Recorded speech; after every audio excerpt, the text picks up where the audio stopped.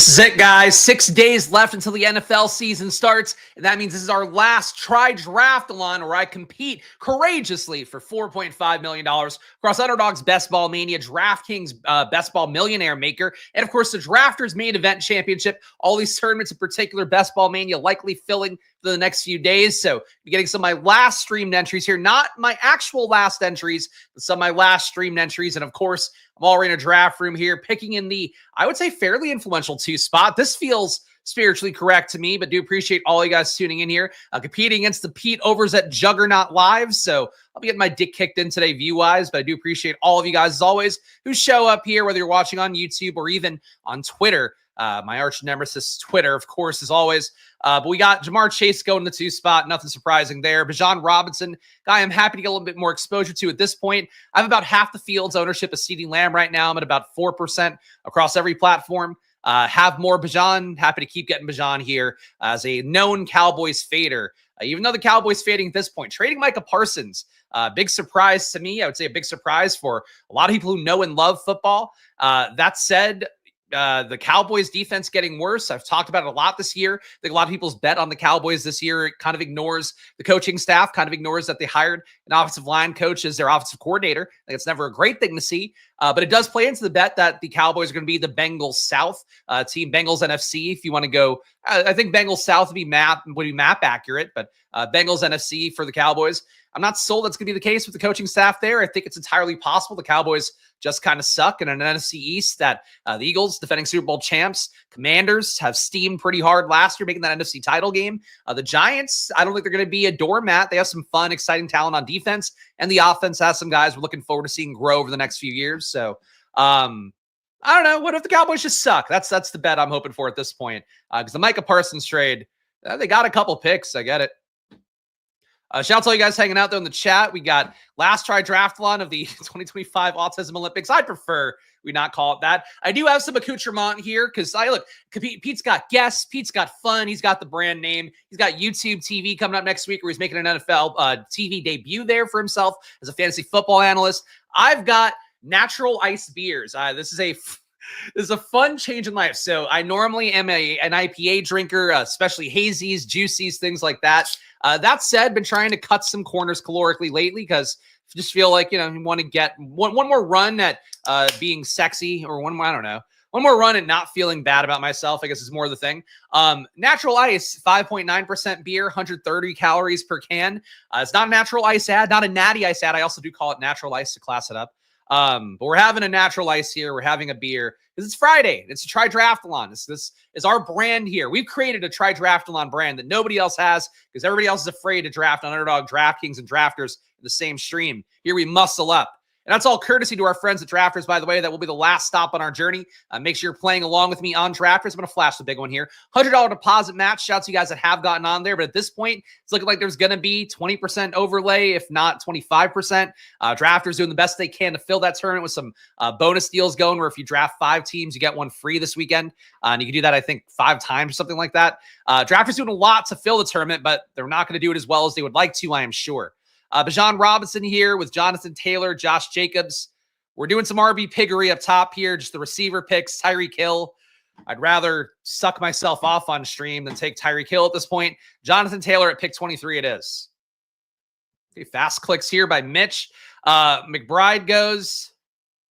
I've got a lot of Josh Allen lately. I am now above the field on Josh Allen, close to 10% there. I think about 7.8% Lamar and BBM, so I'm going to go grab Lamar. We're going no RBs or no wide receivers to start here. Exact opposite of what we did last year, but much like George Costanza found so much success being an opposite version of himself. We're going the Costanza way today. We are going to go exact opposite of what I did last year. That won me some money. Should have won me more money, but 0 RB fucking. The True Serum video that Pete did this week, if you missed it, of course, our pal Pete Overset is getting all the shout outs here because I was just watching his stream and now he's embedded himself in my brain. A lot of people in that video making bets on 0 RB, saying that this is the year that 0 RB kind of gets back to form. I think it's possible. I think in particular, if some contingent plays pay off, some of the rookie guys like DJ Giddens, one in particular, I think going late could still have a major upside situation for himself. If Jonathan Taylor were to go down, that team also cut Khalil Herbert from the main roster, then knock him down to the practice squad. So he's still somebody they can call up. The point being, Giddens has been ahead of him the entire part of camp. I think there's a few guys like that. If they hit, zero RB can work. But, you know, I still really strongly believe what we saw last year was a real correcting of ADPs for running backs, it being more fair pricing for those guys, a lot of whom used to go a lot higher. My bet this year was that was something that we should read the signal on, not keep doing zero RB as aggressively. If you are doing it, certainly I think some stabs can pay off. But I think building balanced teams, more RB dominant teams, or at least with more dominant RBs, is what I've been trying to do this year. So Bijan, Jonathan Taylor team certainly fits that criteria. Lamar on top feels silly, but I wasn't taking Tyreek Hill, I'll tell you that. Shout out to Matt here, or my guy Junker. Gonna get some, and you've had some good best ball fishes if I'm remembering correctly. So shout out Matt signing up on Drafters. Yeah, use that promo code SPLASH. You guys know the deal on there. I've had some people signing up lately, but please, our last run, and in particular, if you want to see me do best ball drafts next year, getting Drafters to be happy about the outlay of content this year is probably one part of the way to do that. What are you doing, dog? Why are you walking around? She has to like walk. She's now a 40-pound dog, and she's like walking around the camera equipment down here. And I am concerned that we are going to have a dog who either shits on the floor, which has been an issue in the house lately, or knocks over the equipment. So that could be an electric end to the stream here if the dog knocks everything offline. Nothing too exciting in this room so far, though. Feel like everybody going pretty sanely so far. Been in some rooms lately, people getting very reachy. I would also like to get a little reachy for some guys I'm more intrigued by at this stage of things. But for me right now, not sure who that would be top of mind. Garrett Wilson down to pick 43. This late Garrett Wilson cratering of ADP kind of shocks me. Same thing for Devontae Adams. Like, we've gotten the good cosign for Stafford being healthy. Adams is now going at 44. We also get like no appreciable value coming back. Always great to see. DJ Moore, I've been scooping the value on a lot. I mean, look, I like Calvin Ridley the most out of this group. I'm going to try to get some guys I believe in the most here, rather than just being an ADP, fire hose of sucking up all the value like I tend to be. So I go Calvin Ridley here, a little bit ahead of ADP for him. The floor is like where you like to shit as well. She has like something wrong right now. Either she had an upset stomach or parasites. We had to get her poop tested yesterday, which is always fun. Fecal samples left and right. But yeah, so that's basically what I'm thinking about it is, because she's potty trained now, thankfully house trained. But yeah, it's been not the most fun thing in the world. Zay Flowers falls a lot. That said, I think there's not enough Lamar Zay Flowers stacks in the universe as far as I know. I'm going to go up and get Zay Flowers here, just get my correlation with Baltimore. 2 receivers I like, 2 RBs I know have dominant roles, and I would say 1 I like, Jonathan Taylor. I don't really like Jonathan Taylor, but he's a totally valid player. So Lamar Jackson, Bijan Robinson, Jonathan Taylor, Calvin Ridley, Zay Flowers start here. Feeling good about the room so far. Feeling good about what I'm getting for myself. Not being chained to ADP, even though I do strongly believe, as opposed to maybe some people out there, I think you want to be mostly ADP minded in the early parts of a draft process. When you're on your last 4 entries like I'm on right now, I'll have 3 more that I'll save my plans for those in a moment here. Getting your guys in the last few drafts, I think, is a little more logical to do, especially, your guys like Coker, your guys like Troy Franklin, your guys like Kendre Miller, guys whose roles have gotten solidified in the last few weeks. Blake Corum, even, if you want to buy into what the Rams are saying. Dog, what are we doing? You can't go back there. You can't go back there. Come here. Come up. Touch. No, you're going the wrong way now. Okay, back to her bed.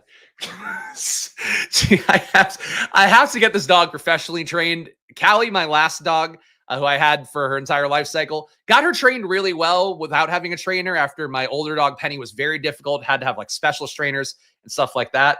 This dog was doing well, and now she's plateaued, and she just does not listen nearly well enough. Kitty, over here. Touch. Kit. Touch. There we go. That's a good touch. Okay. Up here. Touch. Oh, here she comes. Oh, here she comes. Oh, look at this big dog. Oh, this big dog flailing around. Ah, there we go. That's Kitty. Kitty earlier in the draft cycle, which I guess kind of speaks to how much best ball goes. We adopted Kitty in March, so you saw her pre-NFL draft.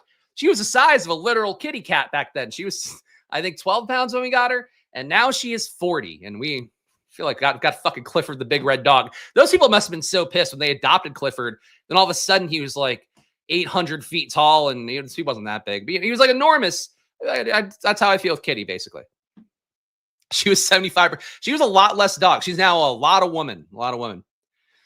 As a Niners fan living in Texas, love every bit of it, of the Cowboys' mediocrity. Yep. I mean, look, the Cowboys continue to make mistakes left and right. That's what happens when fucking the NFL equivalent of Vince McMahon is running your organization and thinks he should get more responsibilities in football decision-making. But yeah, Micah Parsons, I feel like the deal, people made fun of it, but like, yeah, they get one more first-round pick, a couple seconds or something. It'd be nice to get on top of it. You got 2 first-rounders. You don't have to pay the guy money when clearly things had gotten, I guess, too acrimonious even for Jerry Jones to live through.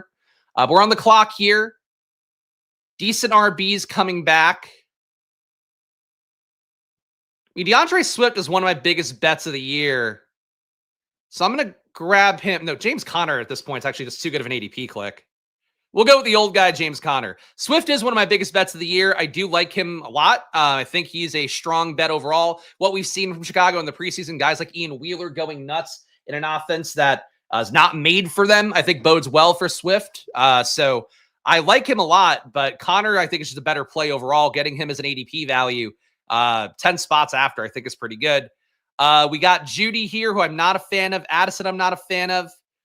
Going up at receiver, not something I'm a fan of. So I'll take the Addison suspension here. He's the receiver I like the most out of this group. Myers, though, the trade stuff doesn't spook me that much. I'm just not crazy about him in half-point PPR. Judy, I just think we've had him ranked too highly in terms of ADP because of what went off last year with Jameis Winston creating this environment where it's basically like a scientific experiment for them, where it's like, oh, this is the most pristine situation you get for a receiver to have production.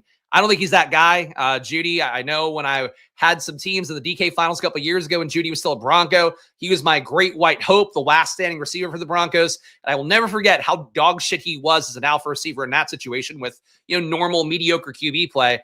Flacco being back for the Browns, maybe he'll recapture the magic of a couple of years ago. But what I saw from Flacco last year on that Colts offense, he was just a dude. I don't think we're getting that Judy Jameis glow up anymore. So not Team Judy. Addison, my favorite out of that group. We definitely need to be more mindful, though, of getting some receiver firepower in the next few rounds because we are just a Ridley Flowers start. You're going to have 3 weeks without Addison to start the year as well. Let's see. Let's see how much of Parsons' contract is guaranteed. I did not, but I would assume a lot. He's a top, I think he's personally a little bit overrated just based on how bad the Cowboys defense was last year, even when he played. That said, he is still regarded in the pressure stuff in particular. He does bring a lot of pressure, and I guess in a better run defense, he'd probably be even more of a game wrecker. But the ability to get to the quarterback, or talk about a guy who I think was number 1 in the league over the last 4 years of getting to the quarterback. His entire deal should be basically guaranteed if you're trading for him. It's not going to be, but sure, it's substantial. I'm sure it's one of the highest in the league or football history for a non-QB, of course. But shout out to all you guys watching out here. Again, last try Draftalon. I think there will be one more stream, though, probably running up a few more drafters drafts. Not sure if it's going to be over the weekend. I might wait till Tuesday and do it during the normal try Draftalon time at that noon period. There will be one more stream for me coming pre-best ball season. I'm just not sure what the timing is going to be because I want to make one more run on drafters and show some love to them because they have been a good sponsor for the channel. So I'm going to plan to do that. But in terms of hitting all the sites, hitting DraftKings, hitting Underdog, hitting drafters, my last video doing all of that together, because this weekend what I'm planning to do with my last 3 BBM entries is just taking advantage of drunk people. I'm gonna go in full Quagmire mode. I think Family Guy's still the only piece of content that makes those kind of jokes. Just gonna be online at like 11, 12, doing a few drafts tonight, tomorrow, Sunday, and that's gonna be my last 3 BBM entries. So that's my goal right now for my final few BBMs. This one, though, for me is number 147, I believe. So you're going to see my 4th to last BBM right now. We're going to make our pick in this 4th to last BBM coming up in a moment here. 136 million guaranteed. Okay.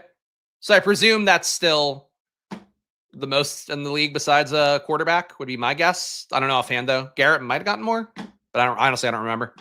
1330 build here. Jayden Reed. Why is this guy falling? All right. We got Mark Andrews here. We'll take the tight end bet. I think we'll be able to get something back we feel okay about the next pick.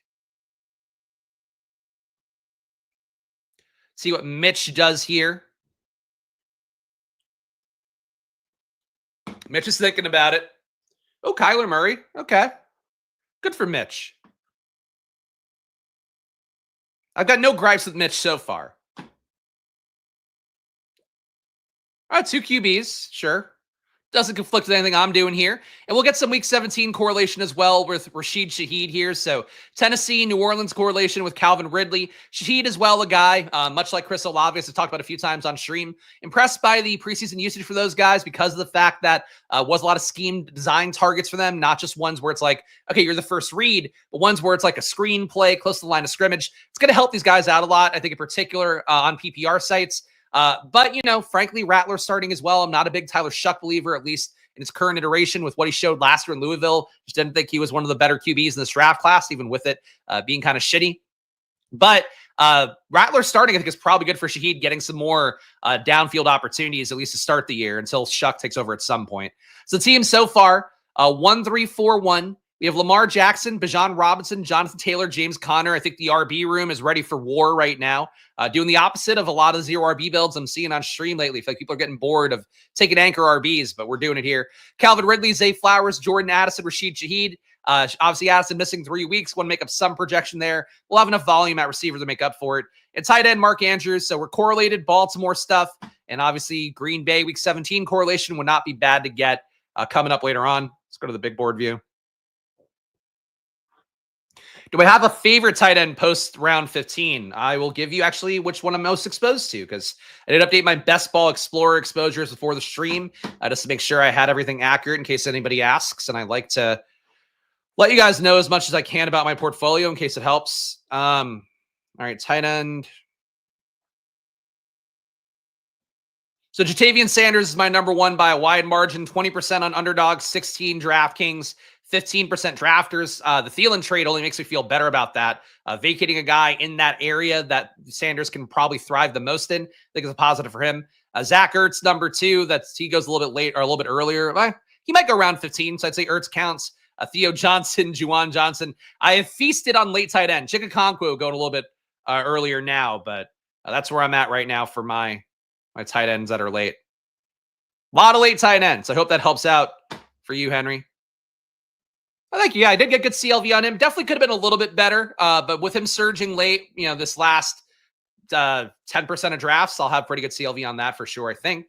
Of course, knowing my luck this year with injuries, he'll have some mysterious injury comes out of nowhere. You're like, Jatavian Sanders, he was looking so good. Now he's got to go on IR. That's how the year has gone so far. The theme of my year: who will survive long enough, or who will come in and be healthy, like Joe Mixon and company. 1-3-4-1. Receiver just in dire straits at this point. I like this guy, Josh Palmer, a good amount. I think he is a bailout wide receiver 5. Again, the spot that, in my opinion, used to go more so to Christian Kirk, to Marvin Mims. If those guys weren't my wide receiver 5, I'd feel like the team was not going the right way. At this point, Josh Palmer, I think, is where that tier break ends for me.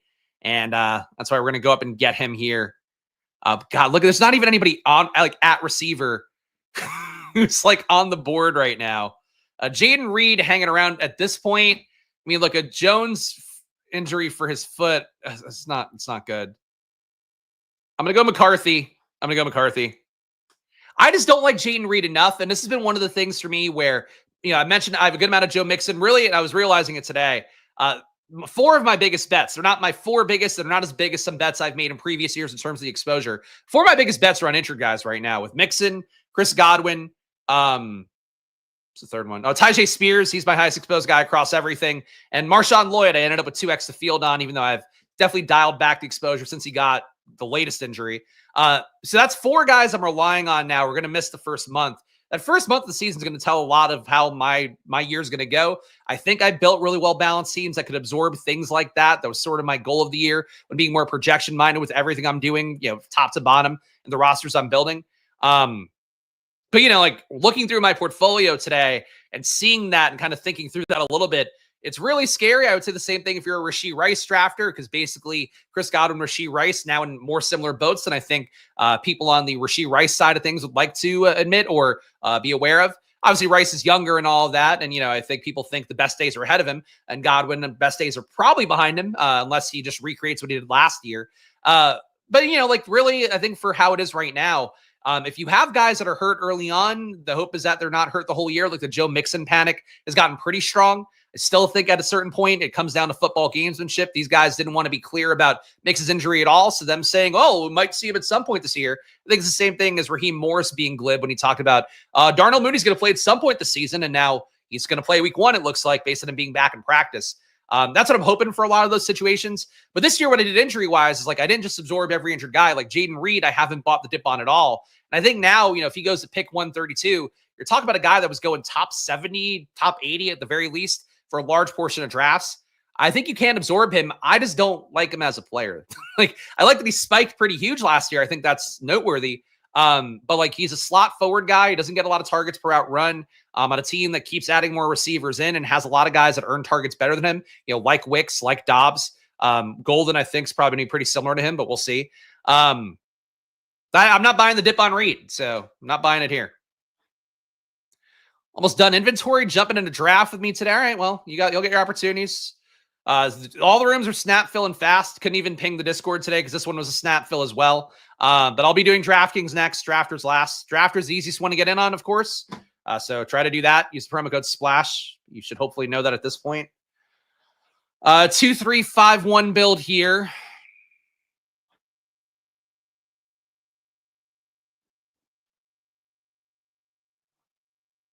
All right. I mean, these 3 RBs, the irony is this is kind of a Joe Mixon team where it's all right, we have 3 starting running backs who can carry us through a good amount of time. But I'll go with correlation here. I'll go some Baltimore Green Bay week 17 correlation. We'll go Romeo Dobbs to go with my Mark Andrews, Zay Flowers, Baltimore stack here. I also would have loved to have gotten Bateman as wide receiver 5, but he was gone by that point. So it's part of the work we're going through here. But a 2-3-6-1 build. I think we've made it up fairly well at receiver. We are missing that kind of alpha, Jamar Chase type, or even second tier version of that. But I think the team still plays well enough.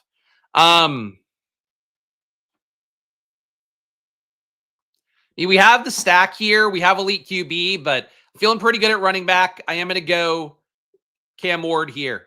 So Tennessee, New Orleans stack is now set up for week 17 with Ridley and Rashid Shaheed as the bring back. Baltimore Green Bay stack for week 17 set up with Lamar, Zay Flowers, Mark Andrews, Romeo Dobbs as the bring back. JJ McCarthy, we don't have a Detroit piece, but maybe some we can get coming up here. So I like how the team's looking. It's different. It's definitely me just getting some guys I like more. A few in here that I just kind of took the value on. I mean, Connor at 10 picks after ADP. I think that's just a click. I was too good to make at that point, or to pass up at that point, rather. Same thing for Jonathan Taylor at pick 23. But I like how the team's looking. Full team of read here. Lamar, JJ McCarthy, Cam Ward at RB, Bijan Robinson, Jonathan Taylor, James Conner. So only 3 RBs so far. Calvin Ridley, Zay Flowers, Jordan Addison, Rashid Shaheed, Josh Palmer, Romeo Dobbs. Top 4 at receiver feels better than the bottom 2, I think, but that's okay. We'll add enough volume there to make me feel better about it. And a tight end, Mark Andrews. Not all late tight end today. We're doing all right. Go to this view. The ambiguity of Mixon scares me. I get it, but the whole market's scared. So at a certain point, I think you're better off just not being scared of it and trying to buy the dip and hope that he gets back out there. And that Houston, I mean, number one, the main thing to keep in mind is that Joe Mixon's not getting paid while he's on the non-football injury list. The team can still choose to pay a guy, but with it being a thing where they didn't put him on the PUP list, apparently the rumors are that he had a procedure the team didn't approve of. I don't know. That's a rumor, so I don't know, but it would kind of make sense with how this has all been treated. He will want to get out there. So if he can get out there, I think he's going to get out there, because if he doesn't play this year, his career might be done. He's old enough now. He's got the second most mileage in football in his body behind like Derrick Henry. So I still think Mixon at this point, if you don't have as much as I do of him, you don't have 2x the field, taking him at pick 150 and knowing that he might come in and be a 15, 20, if he's last year, he's 20, 25 touchback, but a 15 touchback, you're getting at pick 150 who has, a dominant role. And, the guys behind him, I don't think I would say 99% confident Nick Chubb isn't going to Wally pip him at this stage of things. Damian Pierce could, Woody Marks, I don't think is special. And I say that as a USC alum again. I have to couch it as such because I don't know. All right. Chig's here. He's one of my boys. Chig, done. Taking the fourth RB, Tyler Algier would normally make sense here, but we have Bijan Robinson. I do think that Algier and Bijan get touchdowns in different game scripts. When the Falcons are ahead, they're going to put in Algier a little bit more because you don't have to mask whether it is a pass or a run situation. But, Bijan, you're taking the pick 2. We're hoping for a legendary year. Quote, trademark legendary upside. And I do want to get also Isaac Tesla here to complete our game stacking. Could also take Thielen, I suppose, to give us some production while Addison is out, and then also be another part of that Minnesota stack with JJ McCarthy. But I think getting the bring back here with Tesla gives me 3 week 17 stacks, makes me feel complete, Marie Kondo style. It has sparked joy. With Lamar Jackson, JJ McCarthy, Cam Ward, 3 RBs, Bijan Robinson, Jonathan Taylor, James Conner. Again, 3 bell cow backs. I do think Trey Benson takes some workload away, but for this team, we're saying that James Conner is the guy who's going to do what he did last year. Calvin Ridley, Zay Flowers, late receiver start, so we do have to have some more volume here. Zay Flowers, Jordan Addison, 3-game suspension, so again, also need volume for that reason. Rashid Shaheed, Josh Palmer, Romeo Doubs, Isaac Tesla, and a tight end, Mark Andrews Chikakonkwo. Think a third tight end would still appeal to me here. 2 more RBs maybe. Ceremonial Marshawn Lloyd at the end. That's how we'll cap my underdog drafting for the year. Oh, why did I switch to this one? I should have switched to this screen when I was reading team. That's the big board versus the small screen view. I have to admit, I've not mastered that yet. I started this process too late of showing you guys the bigger version of the screen now. And I have to get used to how that shifts because I have to go back here when I'm making a click.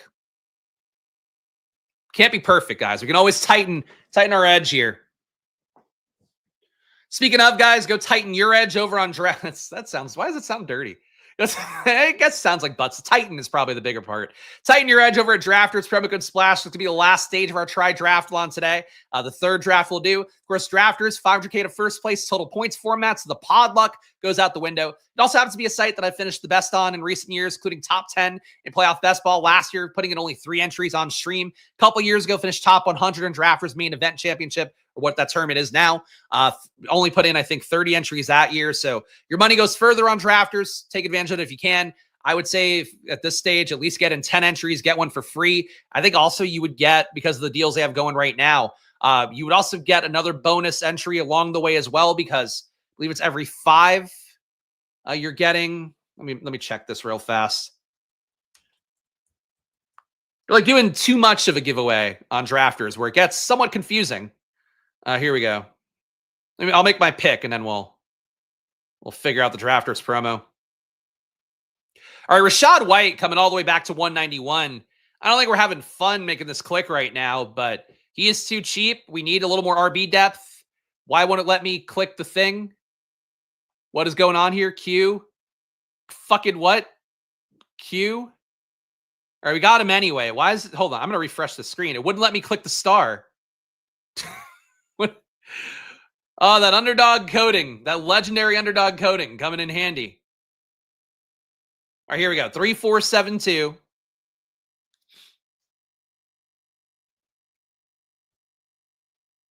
This guy takes Shipley. Rico Dowdle is a valid click as well. So if I'm going to take the third tight end, I think I got to do it now. This is tough.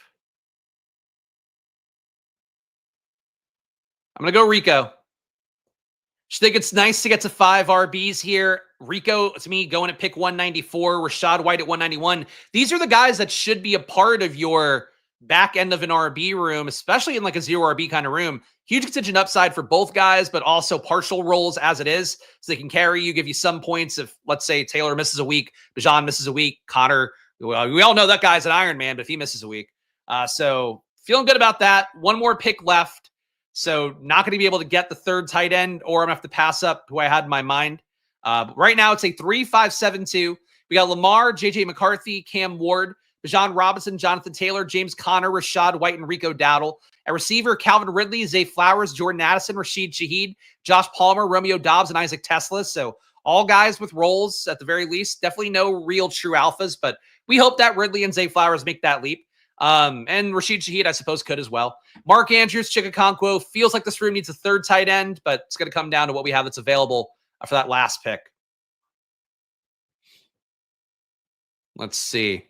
All right, 6 for 1. So if you drafted 200, you'd get 13, or if you deposited 200, you get 13 drafts. There we are. Nolan knows the stuff better. So read this. I'll read this verbatim from Nolan here because he's very smart about these kind of things and maximizes his bonuses as best you can, or as best he can. 6 for 1. So if you deposited $200, you get 13 drafts. Free one at 6, free one at 10, free one at 12. So if you draft 6 teams, you get one free. So there you go. So keep that in mind here. Follow Nolan's gospel. And you can also read the tweet from Drafters if you want, because I now have it pulled up. So every 6 drafts this long weekend in Drafters main event, you get 1 Drafters main event ticket, earn up to 5 tickets. So you can go even more if you want. If you want to do 30 drafts this weekend, you'll get 5 free drafts for it. But check it out here. Here's the full legalese. Now we got it. Promo code SPLASH, though. That's the important part. This thing. This. We'll do subliminal style. Well, what? I'm just here talking. I don't know. Are you seeing something on the screen? Well, I'd be crazy if you just listened to it and did it without asking any questions. There we go. Why did that move? Why is everything doing everything today? DraftKings coming up next, though, guys. I will give you a moment to tail me on that one after I read the team. But I'm not entering that yet. 3572 build. Okay, Wicks went. So that was going to be my 18th round guy. Thought about taking him with the last pick, and I didn't. So we are, in fact, going to go with a third tight end. And I think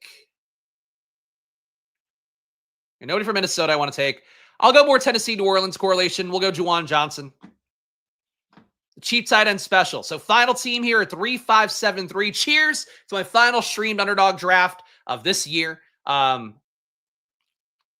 We got Lamar, JJ McCarthy, Cam Ward, Bijan Robinson, Jonathan Taylor, James Conner, Rashad White, Rico Dowdle. At wide receiver, Calvin Ridley, Zay Flowers, Jordan Addison, Rashid Shaheed, Josh Palmer, Romeo Dobbs, and Isaac Tesla. You didn't even have to jump up to get Tesla, which I'm happy with. Tight end, Mark Andrews, Chikakonkwo, Juwan Johnson. I didn't get that Richie besides for Zay Flowers, even that, only a 7-pick reach. Like how the team worked out, got some nice value at RB, I feel like, with White and Dowdle. This team is nice. I'm happy with how that worked out. All right, DraftKings, going to enter that now in the Millie Maker, so by the time you hear this, you should run over and do it if you can. I'm making the clicks. Then I'll switch the tab. All right. Come on. 6 spots left. 6 spots left. DraftKings Millie Maker. Come get along with me here. My last DraftKings Millie Maker draft here on Splash Play, I believe, might have one on Tuesday on Stochastic. So just for the sake of being full disclosure here, but come get in here. Let's do it. You want me to get Justice Hill? No, Justice Hill. Fuck Justice Hill.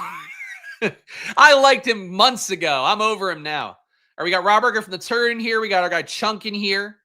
No Draft Stalker in here. He must have maxed out because he hasn't been for a while. Tyler's coming. Our guy Emo Cowboy, shout at him. Doing a good job being a creator. I know it killed him to not be in the Truth Serum video. Saw that in the ship chasing Discord. Tyler, I think you should have been in it too. But I don't, I just show up for my pre-recorded bits. I'm not allowed to do live streams with Pete anymore. I can only do pre-recorded bits. I'm saying half sarcastically, I think. You're talking to Chunk. Oh, there we go. I don't know. Oh, last pick in a draft, Justice Hill or Pierce. Got it. Okay. I thought me not taking Justice Hill had inflamed your Justice Hill beliefs, but okay. I would take Dameon Pierce, honestly, at this point. Like, Dameon Pierce is one of those guys where I don't think he's smart at football. I think his fact that he hasn't been a plus EPA player in his career as part of why I faded him. But last year he got to 0.14 EPA per rush. Granted, he barely touched the ball, only 4.5 rushes a game across 8 games played. But I think he still last year had a 31% avoided tackle rate. Like, Dameon Pierce still has a lot of juice. Nick Chubb, I don't think has any left based on all the training camp reports we saw, the preseason reports we saw. So, like, I would at this point, given that Dameon Pierce still doesn't even get drafted sometimes, with that information being out there, I would take that shot on Pierce. Like, if Mixon doesn't get there, they give a much better shot I would say, frankly, if Pierce hitting even than Woody Marks. I know, cover your ears if you're a big Woody Marks believer. Like, Woody Marks is really, he's like the least special running back in this class, where there's a lot of guys I get why people hype.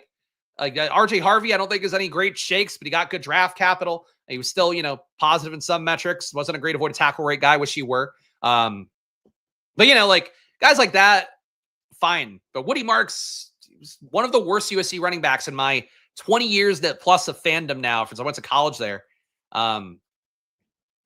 If Woody Marks kills this year, I'm gonna be so disappointed in a million different ways.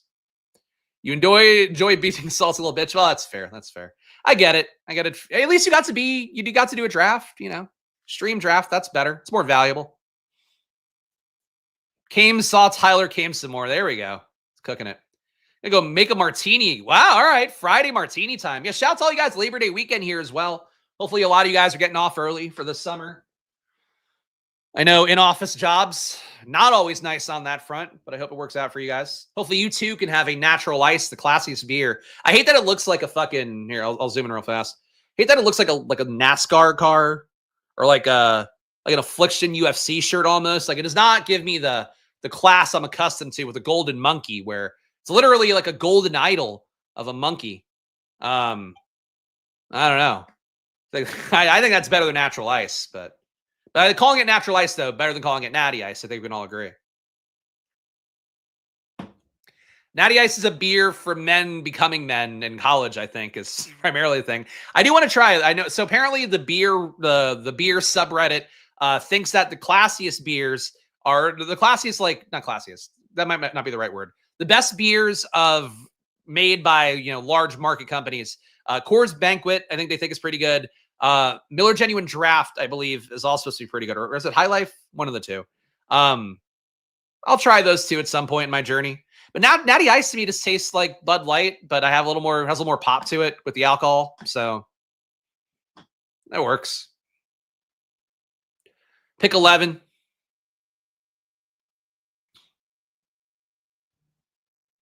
All right, this guy, they're thinking about it. Derrick Henry goes.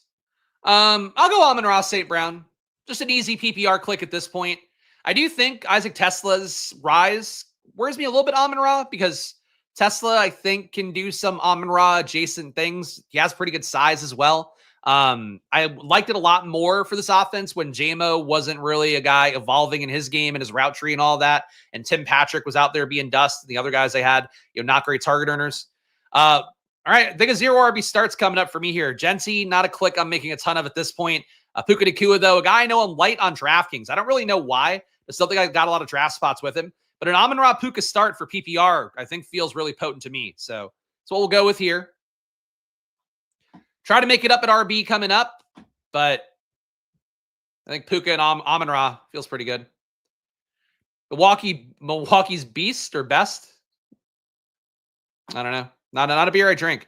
Again, I usually like IPAs, but I'm trying to save some. IPAs are like fucking 300 a beer. It's like I don't think the juice is worth the squeeze when you're at a certain age and like your metabolism is starting to wane. It's too much to ask that I've earned a solo spotlight as a creator and character in the space after 3 years. I think so. Well, you got to do it yourself. You just got to make your own Tyler channel. You can't be a part of all. I mean, like, frankly, I'll say for Tyler, and I think what's smart, if you are a person out there, if you want to, on this last stream, we talk about a lot of random things. You're trying to do different stuff for yourself and get out there. Doing the group streams is really nice because it does get you into a spot where you build up the comfort. You have other people fill in the air for yourself and all that. But ultimately, like, if you want to make money for yourself, like, you got to making your own thing, making it all about yourself is probably the best way to do that. I go too far the other way where I should probably collab more just to like get different views in. And also, like, there's people I like that I don't do shows with. But this year it got weird for me because Underdog got mad at me and people on Twitter got mad at me. So it's like, I was really planning to ramp up the guest count this year, but I didn't want to make it weird for other people. Or for them to draw any ire, like, God forbid, because like they're doing a stream to help me out.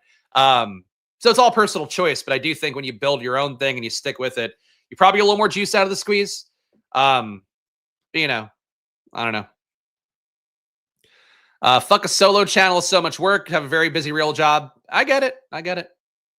Sorry to hear you're frustrated, though. I mean, I know the frustration is brewing. I mean, look, at a certain point this year, there's going to be an end of my best ball year wrap up where I'm going to talk about a lot of stuff. Or that's my plan, at least, to do in January, assuming things work out the way I'm hoping. I think there's a lot of, I get some of your frustration. I know Tyler, a lot of creators in the space, I think feel some frustration points, and I get it. I get it. I'd love to give you a virtual hug, Tyler. It's hard to put in the work and feel less than valued, but you know, I'm going to make a masterclass about how to earn money as a solo creator. So I feel like it's the kind of thing, and I think Pete would be okay with this. Was somebody making a masterclass not a thing Pete would have made fun of like 2 years ago? 1 year ago? I don't know. Shout out to them. I think the masterclass probably is really helpful though. In a sense, I have to make one joke, right? I can't not make one joke. Okay, I'm glad we're on the same page there. Fake frustrated, just over here, hoping I'm legit enough. Okay, I hear you. I hear you. It's tough. It's a tough game. It's a tough game. And no matter what, Tyler, I love you and appreciate you, and I'm proud of you for the work you've put in. It's just, I think in general for most stuff that you do as when you're creating content, you got to do it in mind of what the business goals are first and foremost, and then almost fun second, which sounds shitty, but that's what content is now, unfortunately. At least that's my belief. All right, so because we have Amon-Ra, because we have Puka, my belief, and this happens a lot, we saw it with the DraftKings data that came out earlier, a lot of the QBs paired with these guys were going to be Jared Goff teams, Matthew Stafford teams. I'm coming over the top with my sweet boy, Jayden Daniels here. Would love to be 2x the field in every platform with him. I think I'm a little bit less than that, unfortunately. Jayden, let's see. Yeah, I've got 11% on DraftKings, 13% Underdog, 13% Drafters. So one share of Jayden here. That won't hurt anybody. And really would love to get an RB here. Kenneth Walker, I haven't clicked enough. I feel like the price tag rising a lot kind of spooked me off here. But I like my 2 receiver start. Going to go Kenneth Walker's way here with an Amon-Ra Puka Jayden start, then Jayden Daniels, Kenneth Walker. Liking how it goes. $7 masterclass on masturbation. I mean, look, master's already there. We're practically begging for it. Hope is that it stays fun enough that you do see the money come in. Also true. Also true. Yeah, I think a couple years ago, and I think honestly for me in particular, and you guys might not know my entire background of content. Not that I'm going to fucking bore you with it, but I made my first blog when I was in college. I started a site called Blog of Hilarity when I was a freshman at USC. It was like a thing initially where it was me and my best friends from high school writing some stuff, and initially just became me writing because I enjoyed it. And I ended up going semi-viral here because I was writing about Facebook before it became a thing. This makes me sound so fucking old, and I want to hang myself for it. But I'd written about Facebook before it became a national thing because USC was one of the first 20 schools to get Facebook. And a lot of my friends were on it because they was in the Ivy Leagues first. And I went to an Ivy League prep school on financial aid for what it's worth, if you want to make your judgments. The point being for how that went was I started blogging really early, kind of got in that thing. At that point of things, you do it for fun, you might find audience along the way and it might change your entire career. And that was sort of what had happened for me, where I kept that blog going, admittedly not as hard as I should have, given the fact it was literally 2002 and there weren't a lot of people doing that kind of content then. If I had done the stuff I knew from my days before Barstool, my days at Barstool, kind of started doing that early, might have actually gone somewhere. But instead, I just kind of, threw whatever against the wall, and it ended up kind of putting me on a trajectory where at a certain point it turned that into a real blog. Then I merged that blog with some other guys' blogs. A guy who had a celeb site, a guy who had a sports site, Andy Isaac, you guys might have seen on Twitter, passed away a while ago, who did the Saturday stuff on there. That's how we made guys, and was I had one thing that I sold these guys on, kind of putting our ships together, making another thing. That was sort of my content journey. And from there, Guyism, I built up into a real company, ended up selling it to what's now Uprocks. They fucked me on stock. It was awful, but that got me to Barstool. Then Barstool got me to Stochastic. Stochastic got me to Football Outsiders. Football Outsiders got me on the fast track to poverty. Getting ripped off. The point being was and I think the part of this that I'm skipping past, number one, you used to be able to do shit for fun. And if you did it for fun, it would eventually lead to you finding pay out of it. Now I think it's more what I did at Guyism would be more the thing I would try to do, where it's you have unique individual things you merge together. If you're at a certain tier, I think what keeps a lot of people in the space from growing is that there isn't a concerted effort of rowing in the same direction. It's a lot of this company has their personalities. This guy has his individual channel. This guy has his. I've always thought that merging stuff together would be helpful. But I think, having the individual audience first probably helps. And then you put stuff together and it becomes more monolithic. That'd be my theory though. Anyway, that's just ranting about content, but it's all a different journey. And like, I think now though, like, I don't think you could do it like I did in college, where it's like I was just writing shit, hope it was fun, and like, oh cool, I got some clicks out of it. That's fun. Now it's like you got to go in and like, how am I going to sell this? How am I going to sell that? How do I get the views here? Who do I use as collaborators? I'm like, I don't, it's not fun. Keep it up. I don't know if if Mr. Mufasa is talking to Tyler, but I agree. Keep it up. And that's what I do for myself. Keep it up as much as you want is another way to do it. For me, it's been trying to find the balance of how much work I have to put in to make enough money to justify the effort. That's where I'm at with it, but that's made me find peace with where I'm at with stuff, relatively. Always could be more, always could be better. Hey, we got our 1 RB, our 2 receivers, our Jayden Daniels, our sweet, precious boy. Chuba here hanging around. Chuba cheap relative to ADP and does correlate. Really not one of my favorite clicks in the world, though, if I'm being honest. And I want to make sure I get my guys. I don't trust this guy in the corner. I'm going to get Debo here, get my Washington stack lined up. I think with him, no matter what, I'm going to get a decent RB on the way back. So I don't really care which it is. Chuba would have been fine. Tony Pollard would have been one of the guys I would have an eye on as well. I could go double James Conner here. DeAndre Swift, more of a season-long bet for me that I've made a lot more. But I'll go Conner. I just think the value at this point, Conner, 5 spots after ADP, a guy who could go top 50. I think that's it.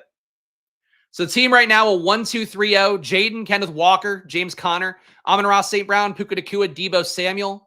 So I like the balance of the team so far. We didn't go really early RB, but early enough with big swings on Walker and Conner here. The second tier of backs, I feel like. Well, maybe more like the third tier. But guys, a little bit undervalued.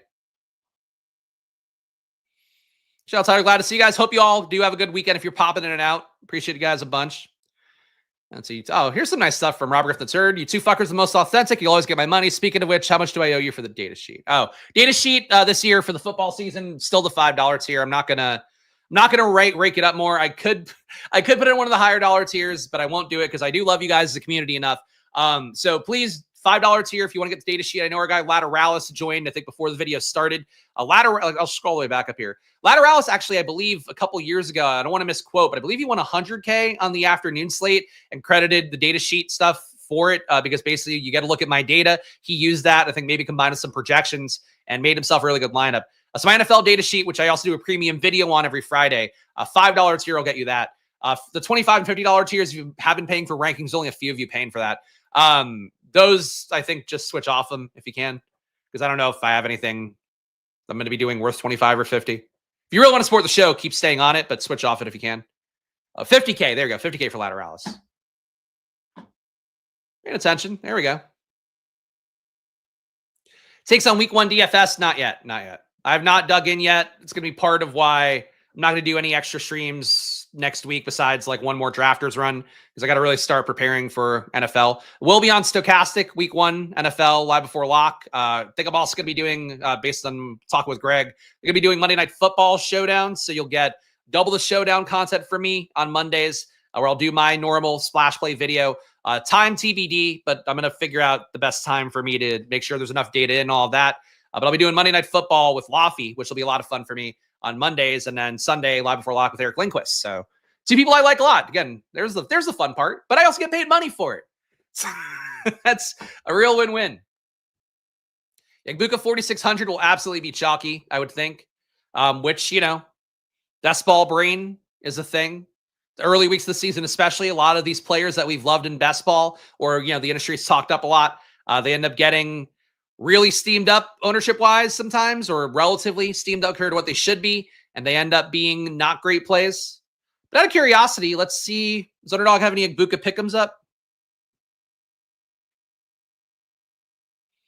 All right, 57.5 receiving yards. No touchdown prop here. I'm sure it'd be like a 1.3x or something. I mean, the 57.5 is not the most projection in the world. I would think Igbuka is a cash game play, yeah. Tournaments, I'd probably try Mike Evans if he's going to be chalky. I'd probably try the run game with Bucky Irving if Igbuka is going to be chalky. Definitely wouldn't play him in Battle Royales either. Tell you what. Oh, JCM at 4K, it's true. And yeah, and he also has like I believe Nez tweeted it out. 21 was the projection for Krosky Merritt. So it's moved up a little bit. Well, actually, wow, the opening line was 21. Now it's at 35.5. So a decent CLV if you got it at the earlier line. But yeah, 35.5 rushing yards is not really going to do it for you in a DFS slate either. But for cash, sure. All right, well, we've got the Jayden bet. I guess it's another Krosky Merritt team here. I feel like I've taken Krosky Merritt on my DraftKings drafts lately, but we'll take the shot on it here. He's not one of my favorite players in the world, but at this point, getting the third RB in, having it be a relatively big swing guy, I think makes sense. And getting wide receiver 4 would be helpful here. Still like Juwan Jennings the most. Does seem like he's not going to be on the PUP list, even if he does miss week 1. Any news updates? Yeah, just that he's not sure if he's going to play. Look, Jennings, one of my favorite guys in the year. He's still one of my favorite guys. The talent, what he showed last year, I think was a lot bigger than what his contract's going to be if they make him play out his current deal. So Juwan Jennings, wide receiver 4. I can live with that. Team right now, Jaden Daniels, Kenneth Walker, James Conner. Like the price tags to get these both these guys at relative to this team and how we built it out. Amon-Ra St. Brown, Puka Nacua, Debo, Krosky Merritt, Juwan Jennings. I'm happy with the team. I think it depends what comes back at receiver. Still want to make sure to get a good enough wide receiver 5. Still want to build out some more at RB because we didn't get one of the true alphas at the position. I like how the team looks. Gonna draft Rodriguez leverage. That's fair. That's fair. Rodriguez much cheaper. Giants defense might surprise people. JCM workload might not be what people think in week 1. I mean, look, I agree. If anything, this time of year is really the time where you're going to play more Eckler. I don't think Chris Rodriguez is a guarantee to be as in the mix as he probably should be as like a lead power back for the team. But Rodriguez probably carves out 5 touches for himself, I would say, as a safe projection, maybe a shot at 10. If I had to break it down, I would think it gets like Eckler 12.5 to 15 touches, Krosky Merritt 10 to 13 touches, Rodriguez 5 to 10, maybe McNichol works in a few, and that changes the math a little bit. But, you know, Jayden's still a threat to siphon a ton of value away. Debo still a threat to siphon a ton of value away. I definitely would not want to play a ton of Krosky Merritt or a ton of Egbuka week 1. JC, I'm just going to have to bury me in best ball and daily. I don't see it. I think that's fair. I think that's fair.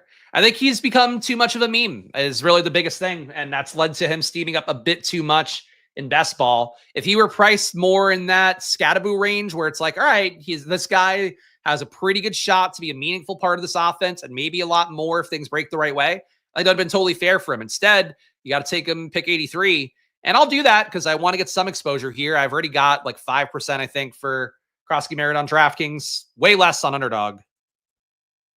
Let's see. This is for QB.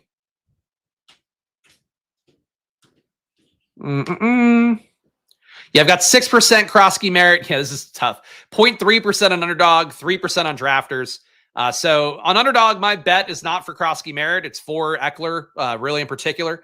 They got 19% Eckler on Underdog. Rodriguez, I took more in the low dollar turns. Got to 2% and change. So that's really my big bet along with Jayden himself. But, you know, look, if you're getting into your last entries, you don't have enough Krosky Merritt, I would take more. If you're, you know, like me on Underdog, I have 3 left. I don't think there's a lot of point in taking Krosky Merritt now. Michael Thomas has 3 left as well. Good luck, Spags. See you in the final. You're the best of business. Thank you, Michael Thomas. I appreciate that. There's a lot of people doing a lot of great work out there. I will say that. All I can do is what I can do. I do think for DFS, I do it as well as anybody, so stay tuned for that. We'll be showing you guys same things as last year. We'll look at ETR data. We'll look at stochastic data. Try to find the middle ground with my takes mixed in along the way. That'll be coming Fridays for the full NFL slate. Sunday mornings as well. Still planning on doing that before NFL Live before lock. I'm going to try to go at like 9 a.m. on Sundays and then do my lineups for a couple hours and then hop over and do that. Mondays, Thursdays for Showdown. You'll get my stochastic sim / solver sim preview as well. And then I'll probably still do best ball review shows, but I reserve the right to not do it. That's how I feel about that. That's the plan right now. Fortunately, betting stuff didn't materialize. Though I should follow up and see if I can do it. Was at one point talking to one of the sweepstakes sports books about doing a weekly betting video and having them be presenting sponsor of the channel. But then they ghosted me. So I don't know. Maybe I asked for too much. But I also didn't follow up, so that's on me. That's not good salesmanship. Samson feels like a nice pivot to JCM and Daly. Sure. I mean, he and Jerome Ford, similar looks or outlooks for week 1. Bo Nix at 101 for Robert Griffin III. He is happy because he's getting his QBs at a nice range. And you got Igbokwe at pick 53, which at this point feels like a reasonable price tag. Seen Igbokwe on stream this week go and pick 32 on DraftKings, which I would say is a bit aggressive. More than a bit. I also have one little bonus surprise here. It's not anything particularly fun, but couldn't do a joint for the drafter stream as we did on stream earlier in the year because I don't have any lighters in the house right now. But I do have a special weed vape here for the drafter stream. So we'll hit that in the next round of things. We're on the clock, though. A little bit of a value on Mark Andrews. I do think there's not enough elite QBs stacked up with that, logical tight end for another elite QB. So I don't think that'd be a bad move. I do have the Jared Goff bet, though, and I think getting him as QB2 feels pretty nice. I'm going to go Goff here. I think just locking up QB2 feels pretty good. But Andrews at 10 spots after ADP and getting a little bit different there. Again, assuming there won't be as many Jayden plus Mark Andrews teams as there will, obviously Jayden plus Zach Ertz. I would say the same thing for Lamar plus Dalton Kincaid, Josh Allen plus Andrews. Something those combos are going to occur quite as much. All right, so I was thinking about going Keenan one more time as wide receiver 5, but he goes. Mark Andrews still hanging around here. I'm going to do that. I'm going to go Mark Andrews. It said I wasn't going to soak up all the value in the world, but at this point, I think we can reach for some receivers on DraftKings, get a few guys ahead of ADP to make up and get the 5th receiver there. So I'm going to try to do it that way. So a 2-3-4-1 build, Jaden Daniels, Kenneth Walker, James Conner, Amon-Ra St. Brown, Puka Nacua, Deebo Samuel, tight end Mark Andrews, Corey Krosky-Merritt, Juwan Jennings, and Jared Goff. Definitely need some more at RB. Definitely need the 5th receiver. We got some time to see how I solve those issues coming up. Thank you, Travis, for the nice comment here. Really enjoyed the content this summer. I appreciate it. I mean, and this has been a year for me, and even coming down to the fact, I share the same instinct. I think a lot of people in the space, I want to do my 150th streams or whatever for BBM in particular on stream. But I realized, part of my journey this year, which maybe watched too many DC movies of fucking character journeys and arcs and shit like that. Even Dexter, great show right now. Same thing there. It's all about the growth of us as people. For me, my growth is that I don't have to put everything on stream. I probably, in fact, should keep some gambling to myself. So I'll be putting my last 3 streams or my last 3 drafts on Underdog against whatever drunk people I can find on Friday around midnight, Sunday around midnight, Saturday around midnight. It's going to be my goal. Might have one DK Stochastic show on Tuesday, but I'm not sure. If not, I'll just probably do drafters on Tuesday on this channel, and that's it. Amir Abdullah's got a 200 ADP. Is that really a thing? Why? Is he still? He's not even on the Raiders anymore, is he? Oh, he's on the Niners now. Oh, so what? He's not even on the Niners. That's stupid. Okay. And Mitchell Tinsley briefly surged when he had that good preseason game. I did not know Amir Abdullah had surged to top 200. That's nuts. We are duking it out here. We're all in very similar spacing, too. Well, I guess you guys are more similar. I thought I was closer to you guys. Dexter's been great. Honestly, upset they canceled the spinoff. I agree. The Dexter Original Sin was a great prequel. One of the best young version of a existing TV casting ever as well, too. The young Batista, young Dexter, young Deb, they were all really well done. But this season of Dexter, no spoilers. I will admit, and the wife doesn't watch my content, so that's fine. We watch Dexter usually together Friday nights. We'll go to dinner with Luca, put him to bed, watch Dexter together. And we've really enjoyed the season. And she's also previously worked on Dexter. She worked on the New Blood season as part of her job as a creative strategist for an agency. But she didn't get the hookup this year, so we've been watching Dexter normally off Paramount Plus. Didn't get episodes early. I did cheat on her and watch the episode in advance because I was like, I can't fucking wait. And I saw some spoilers because apparently the Russian version of the episode 9 and episode 10 leaked. So you watch out if you are a Dexter fan. Spoilers are out there. But I watched this episode early because I was like, oh, something's going to go. And if you are also watching Next in real time, I would try to watch this last episode as soon as you can, because you're going to get it spoiled if you watch anything adjacent. That's all I'll say to try to help people out in the same boat as me. I'll see if my wife gets spoiled about it, because I don't think she will. She's pretty good at avoiding stuff. She's not quite as chronically online for stuff like this. But really between Dexter and the DCU with Peacemaker and Superman, I've been more in on like produced content than just kind of podcast stuff lately, in a pretty appreciable way. And I would say those two things are probably the key drivers of that. Darnell Mooney went. I really would have loved to get him. He is holding on to his really low ADP, even though, again, he's back in practice and it was a shoulder, so his conditioning shouldn't even be an issue. Like, really no reason why at this point Darnell Mooney is still holding up this late. But that guy took him in advance. Bummer. God, I need to get wide receiver 5 at some point. Thielen's fallen in rooms for the most part. I mean, I'll take the Jayden Reed falling knife at this point, I guess. Pick 131 for Jayden Reed, wide receiver 5. We don't really need him at this point with an Amon-Ra, Puka, Debo, Juwan Jennings start. We'll try to get there more so. Dante Thornton. Wow, people going real early for some of the faves, I guess. I mean,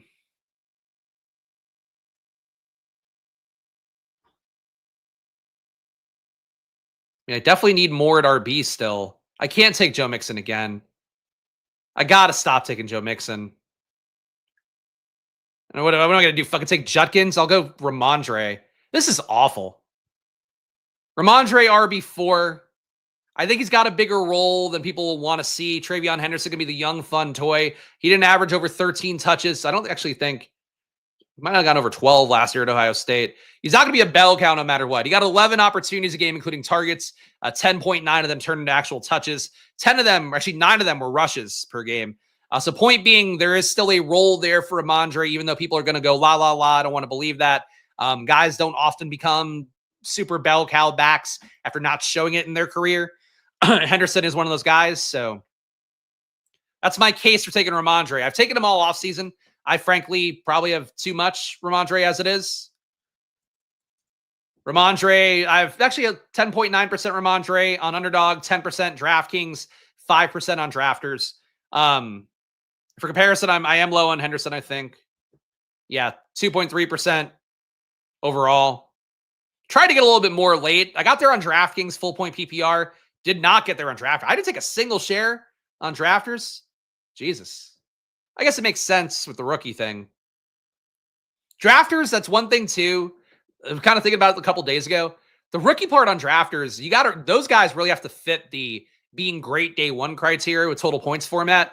I think subconsciously it plays out more in my exposures. I didn't realize I had 0% Henderson. I knew I was low on him. But for a total points format, if the bet is that this guy's going to storm late and come on strong, I think for a total points format, Henderson should inherently be a little bit less valuable. But with him going as high as he is too, like the price was never really right for me. Thank you for not clicking Ollie. That I did it for you, Chunk. It's definitely wasn't that I don't want to click him at all. It was I did it for you to make you feel special. Ramondre, number one exposure. I mean, that's not the case for me. But my number one's Tyjae Spears. So you're going to at least get points for the first month of the season. You got that going for you that I don't. My highest exposed guys right now, we got a few spots where we pick. Across everything, Tyjae, great loss to CLV. He was going the right way too, was soaring up in ADP, and now it's just like you literally get him for free. For what it's worth, if you can get Tyjae for free, I still believe in the bet there, especially now that Pollard's coming up. The bet, I think, is actually getting stronger for Tyjae. But you run the risk that he could lose his job in the first month. I don't think he will. He's got a lot of juice. That's there. Bucky Irving, 21%. Eckler, 18%. A lot of it coming at cheaper, so I love this exposure to Eckler. Mixon, ton of him at all sorts of price tags. A lot of buying the dip, though. It's got me at 17%. DeAndre Swift, Marshawn Lloyd, Brian Robinson going the wrong way. Roshan going the wrong way. Comes down to the overall construction of my teams, and can we survive that stuff? But RB worries me the most, I think, in terms of like just guys missing time. And also, too, I worry a little bit for me in particular because I liked Mixon at price, liked Tyjae at price. Worry I have a few too many Tyjae Mixon teams that are floating around that might not have enough stuff around it to survive both of them. But if teams have one of them, I think I'll be okay. I just don't know how it's going to go functionally. So there we go. We're being vulnerable here. 2-4-5-1. Thielen comes back. Thielen again falling in these rooms. We didn't get anything for Atlanta, so Penix buying the dip on him doesn't make the most sense. I'll take Thielen. I'll take a Detroit, Minnesota Thielen correlation here. I frankly have enough Thielen as it is. Across everything, I've got 9.9% Thielen, including 10% on DraftKings, 13% drafters, 10% on Underdog. But, you know, Detroit, Minnesota stack with Jared Goff. Probably don't have a lot of those. Bretton Strange goes. I think this is a spot for me to get Stafford as a QB3. Having that 20-round format, I'm taking 3 QBs even with Elite QB enough on here. I'm going to do that for this spot as well, especially because we have Jared Goff as QB2. It's not like a Jaden Daniels Fields lineup. Pure pocket passer here. I'll take another pocket passer that correlates.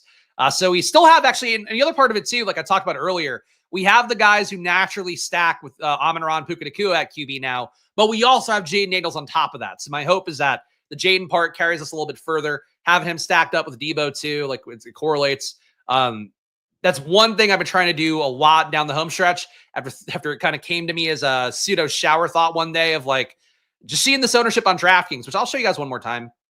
Again, keep in mind, DraftKings never updated this data after the end of June when they first put it out. But you see here, McCarthy, Jefferson, 43% owned, and this is DraftKings. Dak and CeeDee Lamb, 41%. Fields and Wilson, 39%.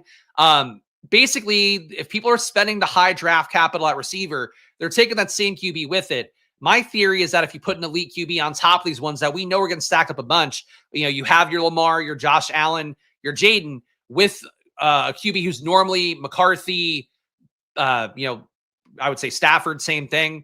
I'm sure Stafford's on this list. Let's see. Amon-Ra, Goff. It's Amon-Ra, Goff, 31%, a little bit lower, but still about a third of the field has that. At least, again, end of June. Puka.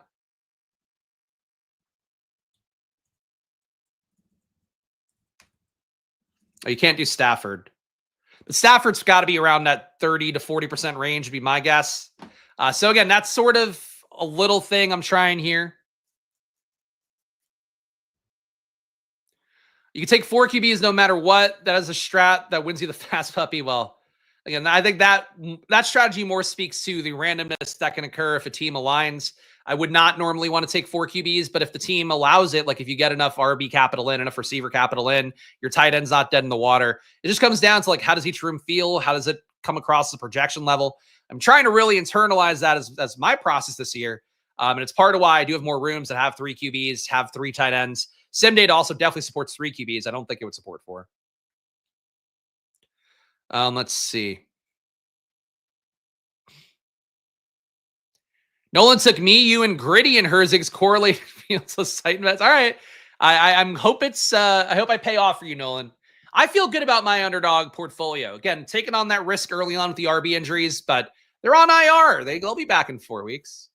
That's full disclosure for people out there. If you have a fear of getting dusted at RB in the first 4 weeks, you're going to get that with my teams for sure. Walk me off the ledge. Scared of 20% Juwan Jennings. I wouldn't be scared of that. 20% Spears. I have more than that. 16% Jaden Reed. I don't think that was ever a good bet, to be honest. Foot injury does make me feel better about it. But if you got him at the cheap part, if you got him in the 90s, 100s, better there. 10% Mixon. 10%'s not that much. Last year, for what it's worth, I felt like Marshawn Lloyd appreciably hurt my teams with him barely playing at all as a late round pick that was on a lot of rosters, and I could have been a 6th running back that had some more upside, something else that had some more upside, whatever it would have been. I felt it at 30%. I don't think I would have felt it at 16, which is part of my logic for this year of a lot of guys. Mixon, I have it around 16, 17. Lloyd, I have it around 16 to 18. You're not going to feel it as much. At 10%, you're not going to feel it at all. You're basically with the field at that point. Certainly stands where you don't have any of a guy. Like if you didn't take Mixon at all, you probably feel okay about it.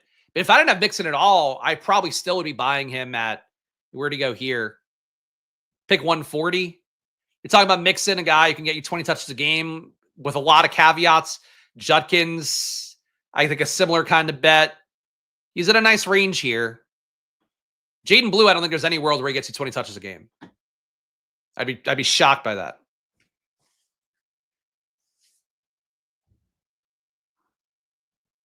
All right, Coker goes.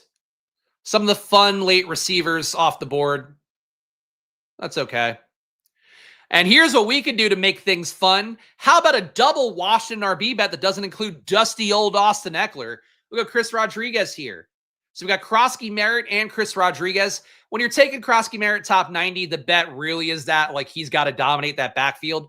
But it's best ball. These guys can both spike. They can score touchdowns in different ways.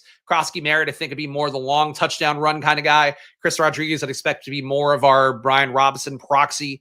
And Krosky Merritt, too, going to be out there for like, this could be a pass, could be a run kind of play. Rodriguez, probably not so much. There's ways they both can score. So that's going to be the reason I try to justify taking both those guys here.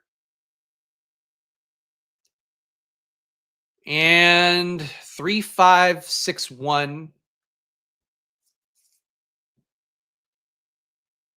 Stafford, nothing. I think tight end could be on the menu.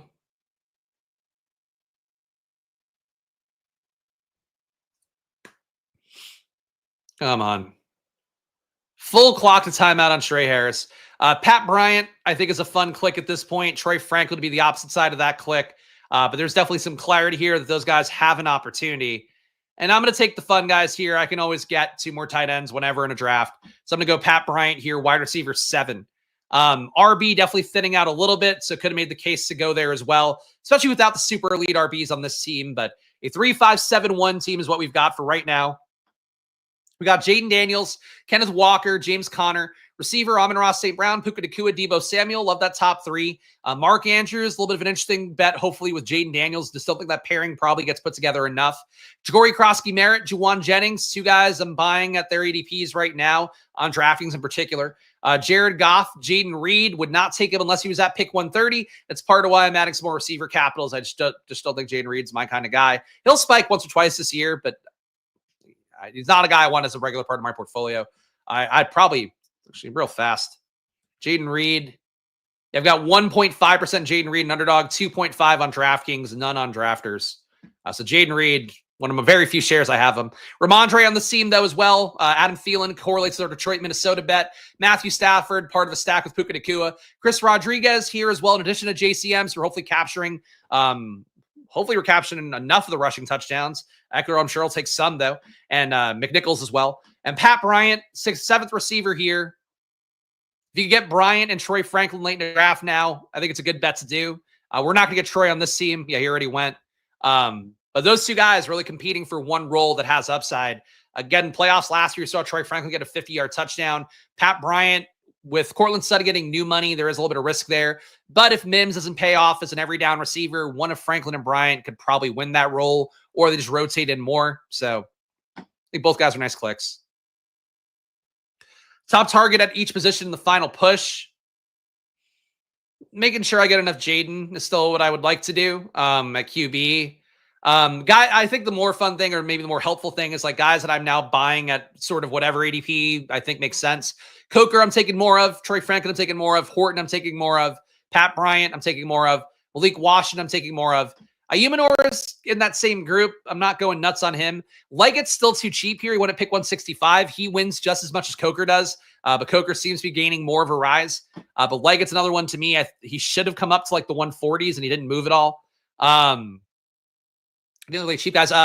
At RB, Kendre Miller was a guy we didn't know was going to be the number 1 backup there. He still runs a risk of losing to Devin Neal at some point, but Alvin Kamara, also another guy like David Njoku, would make sense to the team to probably trade these guys at the deadline if there's a team that needs them, is willing to give up enough. So if you really get the nut run out for Kendre, which would be funny after all these years, Kamara leaving the team, getting traded, or just getting sat because it doesn't matter anymore, then promoting Kendre Miller, even if Neal's in at that point, Kendre Miller probably has a shot at paying off with the Kamara role, especially full point PPR. So those would be some of the guys I would say. If you don't have Tajay, I'd buy the dip on Tajay. But I have obviously more than enough Tajay at this point.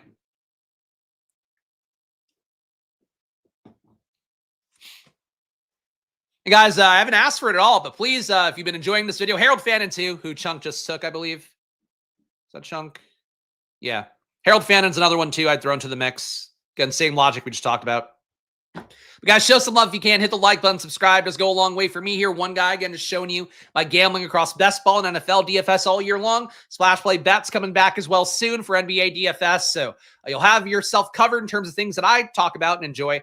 So please show some love. Subscribe down below. Hit the like button. Help me fight the YouTube algorithm on these Pete Juggernaut days where our pal Pete Overzet's wrapping up his BBM streams. I get my dick kicked in views-wise, but I've been here every Friday. I work Fridays. So please, all year long. So please hit that like button, subscribe. We got picks coming up here. Jonnu Smith came all the way back. I'm going to grab him here. Tight end 2 at this point. Jonnu Smith, a popular click for me because he's basically always free. And he's getting paid $10 million a year. Both of which I hold in esteem.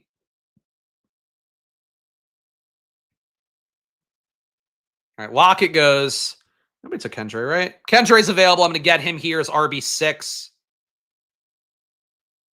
So we didn't do a Kamara bet here. We took guys around his range. So instead, we're going to go Kendre Miller.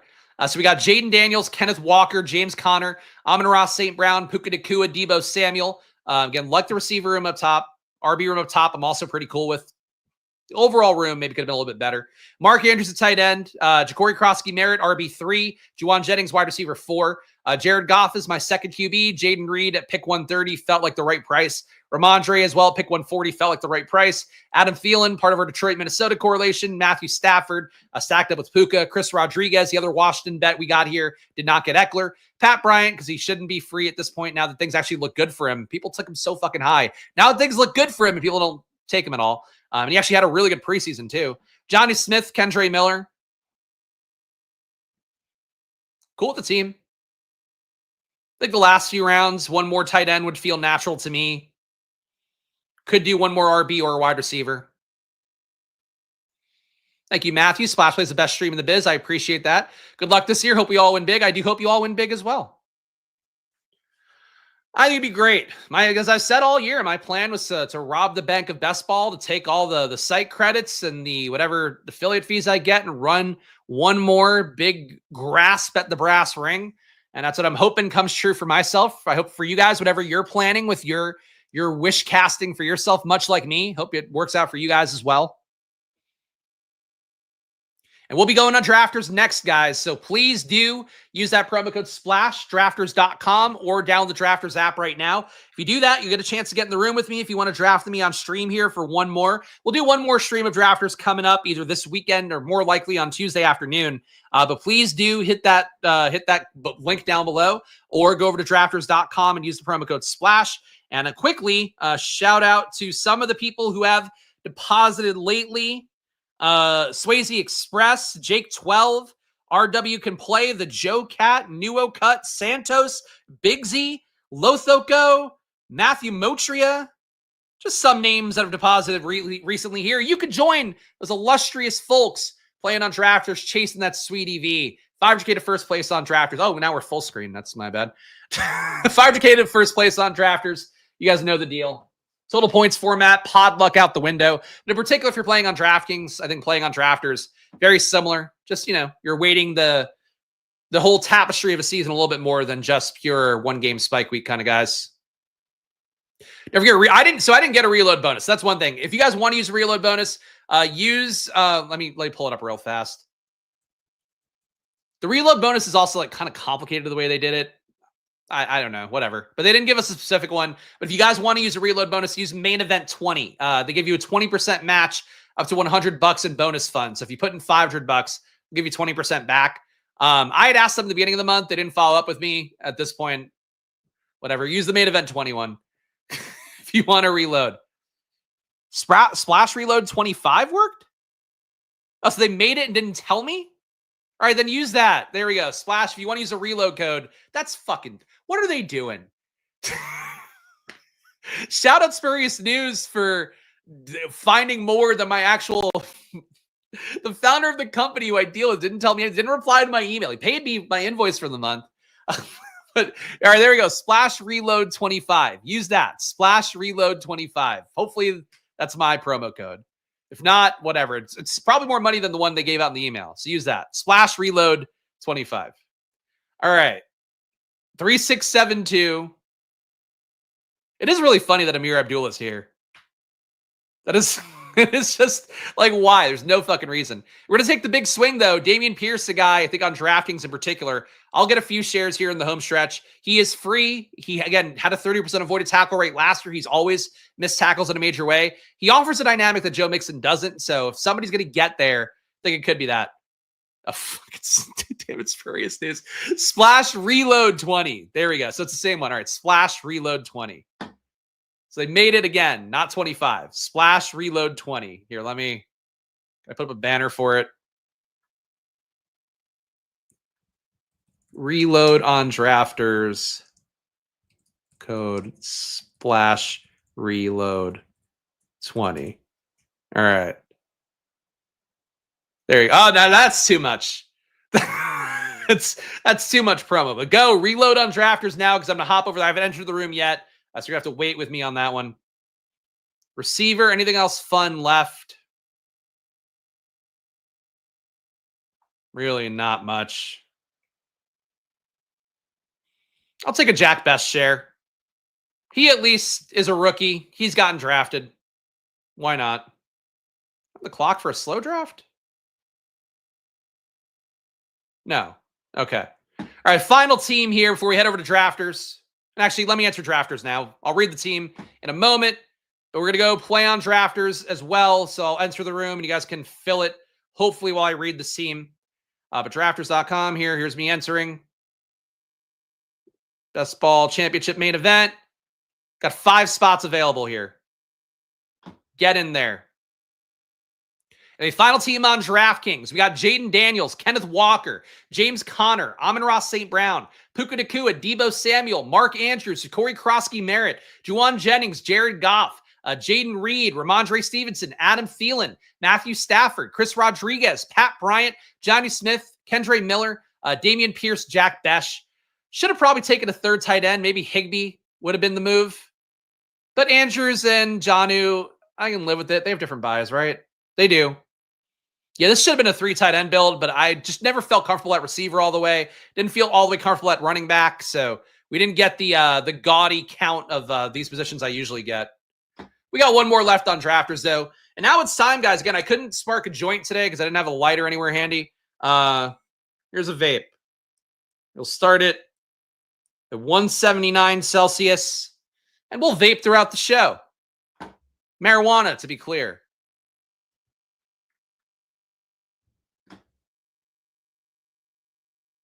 It didn't cost me. Well, the thing is, I don't think I get money for using the code. It's just more to show that we're connected. It wasn't part of anything I negotiated, unfortunately, but like, it's whatever. It's whatever. I love the folks at Drafters. You see me here in the 9 hole. Some of you guys got in. I am the KY Chunk the Deuce. Don't recognize any of the other names, but if you're in here, feel free to let me know in the chat. We're playing on Drafters. You guys know the rules here. 20 rounds, total points format, no playoff pods, so pod luck is out the window. And the big thing on Drafters, and we can do some quick math here while we wait for the room to get going. There are 89,000 entries in out of 140,000. So let's do 89 divided by 140. Clear it. There we go. 89 divided by 140. So that's 64% filled. They're obviously doing a lot of promos right now to try to get people to max out. I think you're looking at 75%, 80% most likely would be the ceiling outcome for them. There's a good shot at there being at that case if there are, what's 0.8 times, sorry, now we're doing a lot of math here. 0.8 times 140,000. So it fills 80%. They're still putting in overlay. What's their break-even point? Divided by 20. If they get to 125,000 entries, the tournament was break even. So I don't think that's remotely possible. But basically for them, that would mean that it's reduced rake. They get no money back in the tournament, but all the money that's been put into the tournament then gets paid out. So you would end up finishing a little bit higher. If it gets lower than that, if it gets lower than 125,000 entries, which does seem like it'd be near impossible to do that, you're going to end up with a lot of money being put into the pool, and that doesn't include all the free entries and stuff like that you get. So again, it's not like a sexy conversation to have. Even for me to promote it is kind of hard. It's a mouthful, and I get wordy, so that's on me too. The point being, like, overlay is the best thing you can do for yourself, in large part for these reasons, where there's extra money being put in by the company, most likely. Worst case scenario, you're not paying rake on the tournament, and they're giving you free stuff to get entries in. So like Nolan mentioned earlier, get in, 13 entries if you can with all the bonuses. Very easy to do that. Amon-Ra St. Brown here. Malik Nabers here. Amon-Ra feels like the better play. Nabers the more fun play, and I'm going to have fun. I'm going to go Malik Nabers. We're having fun. We got a vape. We got a beer.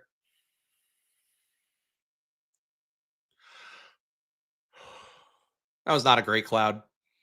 It's not high enough of a temp. I'll crank the temp up so the cloud looks better. It's not smoking a vape, by the way, does not feel the bad boy vibes of having a joint here, where I feel like I'm like Dennis Leary in the 80s doing fucking stand up in front of a brick wall, smoking a cig and like whatever. That's how I feel with that. Smoking a vape, I feel like I'm just like, you're like,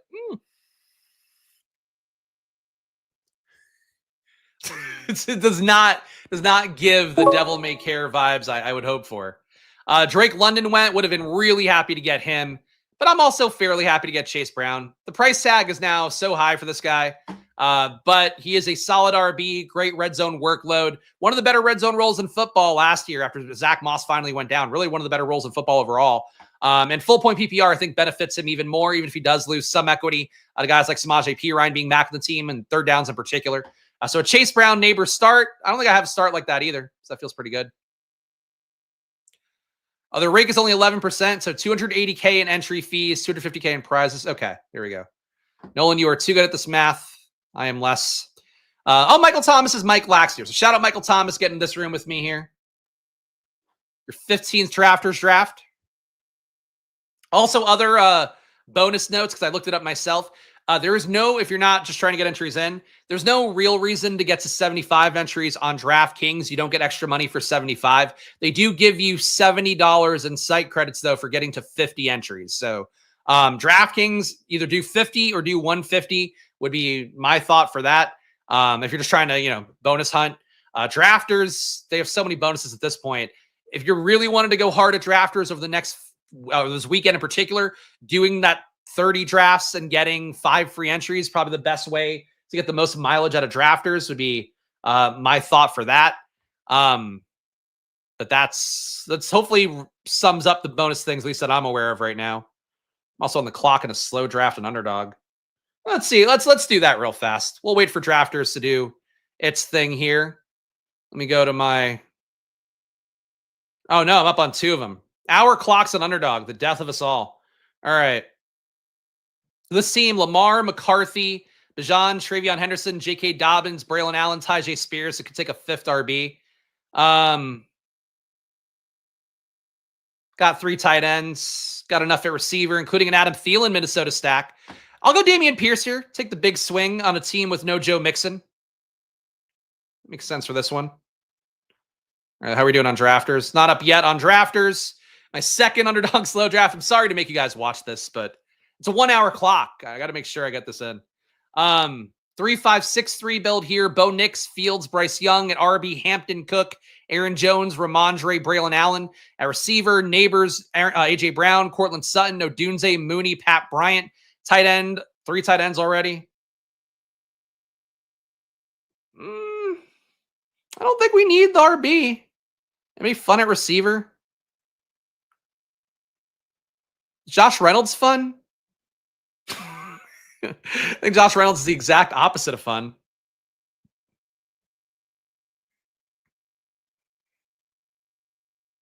Wicks is kind of fun now, right? Wicks is circled all the way back to being fun. We'll go Wicks. All right, so there we go. 2 slow drafts done. Royals is fun. I don't think Royals is fun at this point. Royals was fun pre-draft when I thought he had a real shot.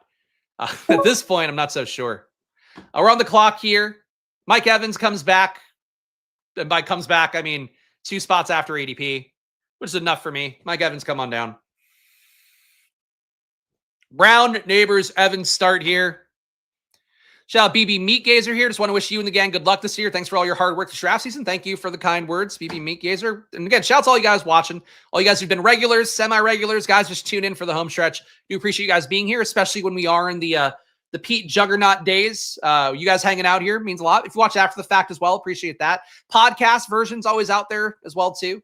And Twitter versions out there too. Now the stream. You can get me wherever people are. Besides TikTok and Instagram. Maybe one day on TikTok. One day. All right, we're on the clock here. Harrison, Jayden, Devontae Adams. Hey, look, we're just getting our guys. What am I gonna? Jayden Daniels click. Come on down.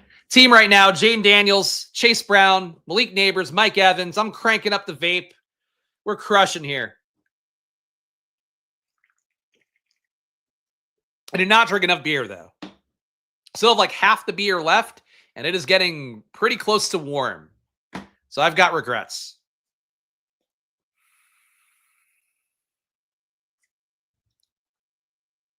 Ooh, that was a good cloud.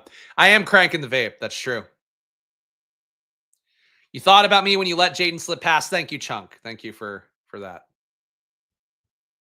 Get Chunk one more time. This is why we love Friday. It's true. I tell you what, probably not a lot of full-time jobs I could have where I can just have a beer, have a natty ice, have a weed vape and do it. And I think it makes me better at it too. I think that being part of the criteria. I'm not sure this actually does make me a better best ball drafter, but I think we'd all like to believe. What else is going on news-wise? I feel like at this point, there's nothing too crazy. Should we build a DFS lineup? Maybe fudge around with that a little bit. Though I don't know the matchups up enough. I've not started my prep in a real way, and I'd usually like to be fully prepped. Let's see. All right, week 1 DFS. Why not? Sorry to drafters. Play on drafters. You guys know the deal, but got a lot of time between picks. All right, Jayden playing the Giants. I don't even know totals for you. I really have not looked at anything. Two in best ball brain right now.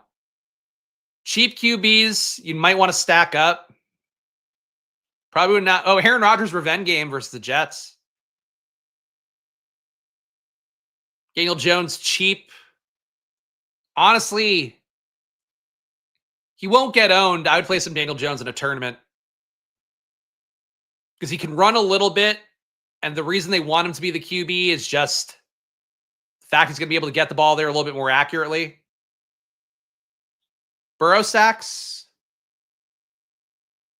versus Cleveland. That defense is going to be pretty tight. I mean, obviously Cincinnati can do things versus anybody, but for a tournament, I get it.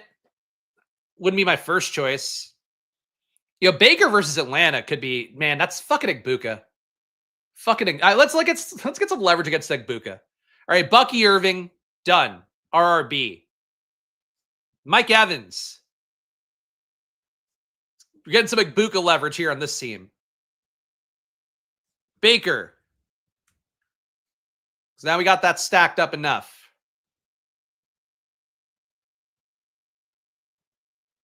Bring back Drake London.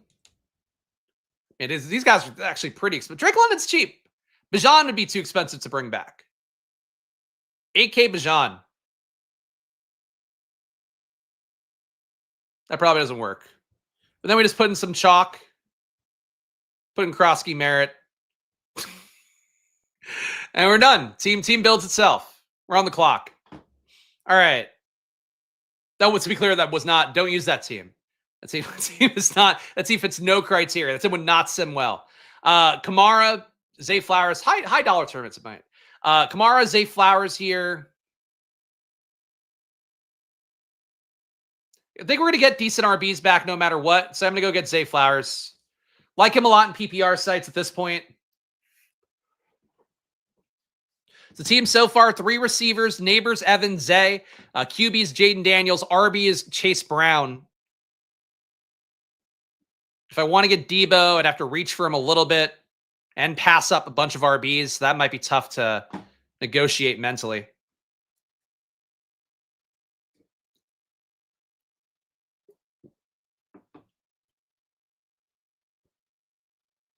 Why is this going so slow? Why?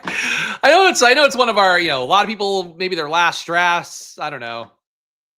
Not getting a ton in. All right, there we go. Now we're clicking.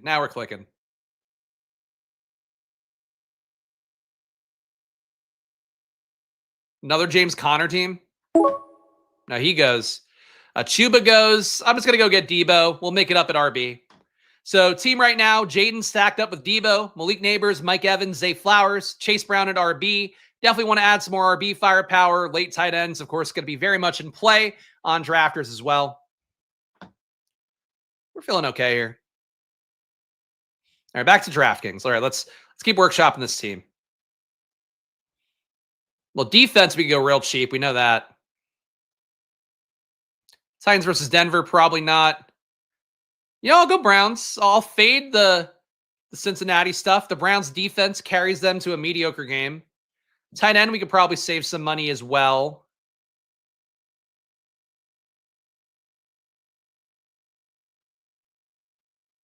Can we handle one more receiver? Because you get not Payne Durham. It's Payne Durham. Payne Durham here, filling in for Otten maybe. Then we get 6,300 left at receiver.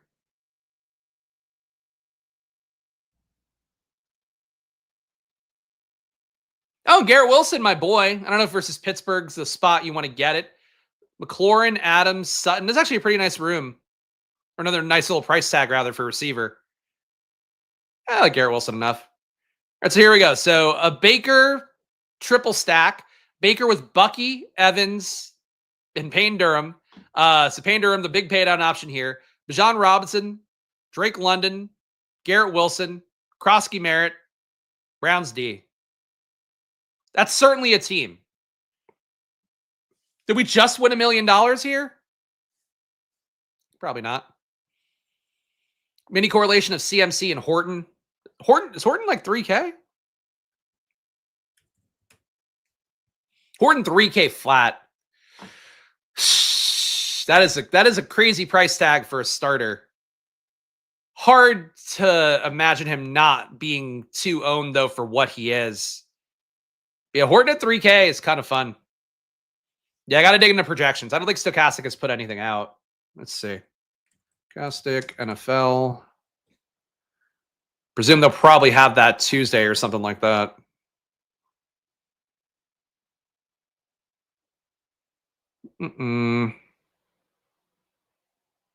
I know they have Thursday projections up for the showdown. So hey, if you want to get projections to do what I'm doing right now, Stochastic 15% off. But this is for the Thursday night showdown. NFL premium data projections. Here we go. We're coming up on drafters as well.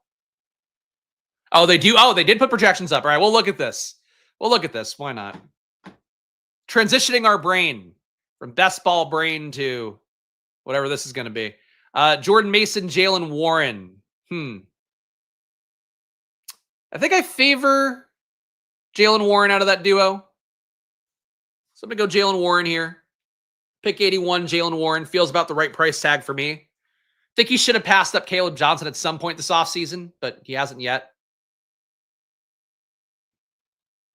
I'll let these guys pick, and then we'll see what the projections are, because apparently they came out 4 hours ago. So that's fun. Actually, might be able to run a sim. NFL sim?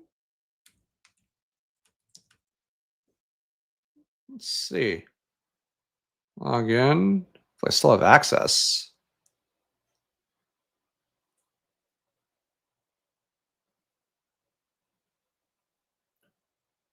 Oh yeah, we can build an NFL sim. All right, we're gonna sim it. I'm gonna generate these lineups now. We're not done gambling. We haven't done enough gambling on best ball. Now let's focus on the next amount of gambling. This whole thing, man. Krosky Merritt here again. He does correlate. I'm going to make the click one more time. Krosky Merritt, come on down. I don't believe in him very much, guys, but I do want to not be blind to the fact that I missed the drum beat, or I didn't lock into the drum beat. I was too focused on the Brian Robinson part. I didn't believe Ben Standig initially. Believe fired athletic or departed athletic reporters who now have a Substack. You got to believe a lot of different people. That's now a group that we also have to believe. But I didn't buy it on Krosky Merritt early enough. I don't want to be left with zero. I'm taking him here. But if I got left with zero, it'd probably be more logical at this point anyway. It'll be our third RB: Jayden Daniels, Chase Brown, Jaylen Warren, Ja'Cory Krosky Merritt, a receiver, Nabers, Evans, Zay Flowers, and Deebo Samuel. And we got a stochastic sim running. We got a stew going, baby. I don't know if ETR's data's out, because they do theirs a little bit later. Oh, Chase Brown projected to be chalk. Oh, so here's the expected chalk. McCaffrey and Chase Brown. Achane at number 3. Achane coming off an injury. I don't know about that. Brian Thomas at 24%. Jamar Chase at 19. Nabers. So right away, play the Brock Purdy stack with Kittle. Play the Burrow T. Higgins stack. And then you're good to go. It's probably 33% to first. I run that sim. Back to the board. See what these guys are drafting. Whatever. I don't know why people would choose Pete's last stream over this. You could feel my mental fatigue. And then you can feel my enthusiasm for DFS, because it's like, oh, cool. We got this back now. And I am going to be hand simming a lot of teams this year. That is going to be my goal. Build them early, sim them out, and hope I don't have to change them amidst doing streams. Let's give this team a read. Right now, we've got Jayden Daniels, Chase Brown, Jaylen Warren, Ja'Cory Krosky Merritt, a receiver, Nabers, Mike Evans, Zay Flowers, Deebo Samuel. Feeling good about this team. The RB, we're lacking like that quintessential bell cow kind of back that I think you'd feel like has 20 touches a game and endless red zone, end zone equity. But these are all guys that kind of fit the modern NFL, where people want to have the multiplicity, want to have the ability to look like you might pass or run. That's really one of the things that we haven't actually talked about as much this year. The overarching NFL themes, which I think were kind of important before, was one of the things that led me to be really big on rookie tight end, when there are people out there famously going real hard against rookies ever being useful at tight end. We're back on the clock here. We got Jayden. Baker would feel pretty nice here. Total points format, a little more capital at QB. I'm happy enough with that. Baker, of course, stacked up here with Mike Evans. Can't get Baker off the brain after he's in the DFS lineup. What's the sim doing? Oh, the sim is finished, so stay tuned. We'll see our first week 1 NFL sim in a moment here. And while we're waiting, guess what it's going to be? It's a QB triple stack. You saw the ownership. Who do you think is going to be in this triple stack? Post a chat if you have a guess. If not, you'll find out in a moment. QB frenzy going on here.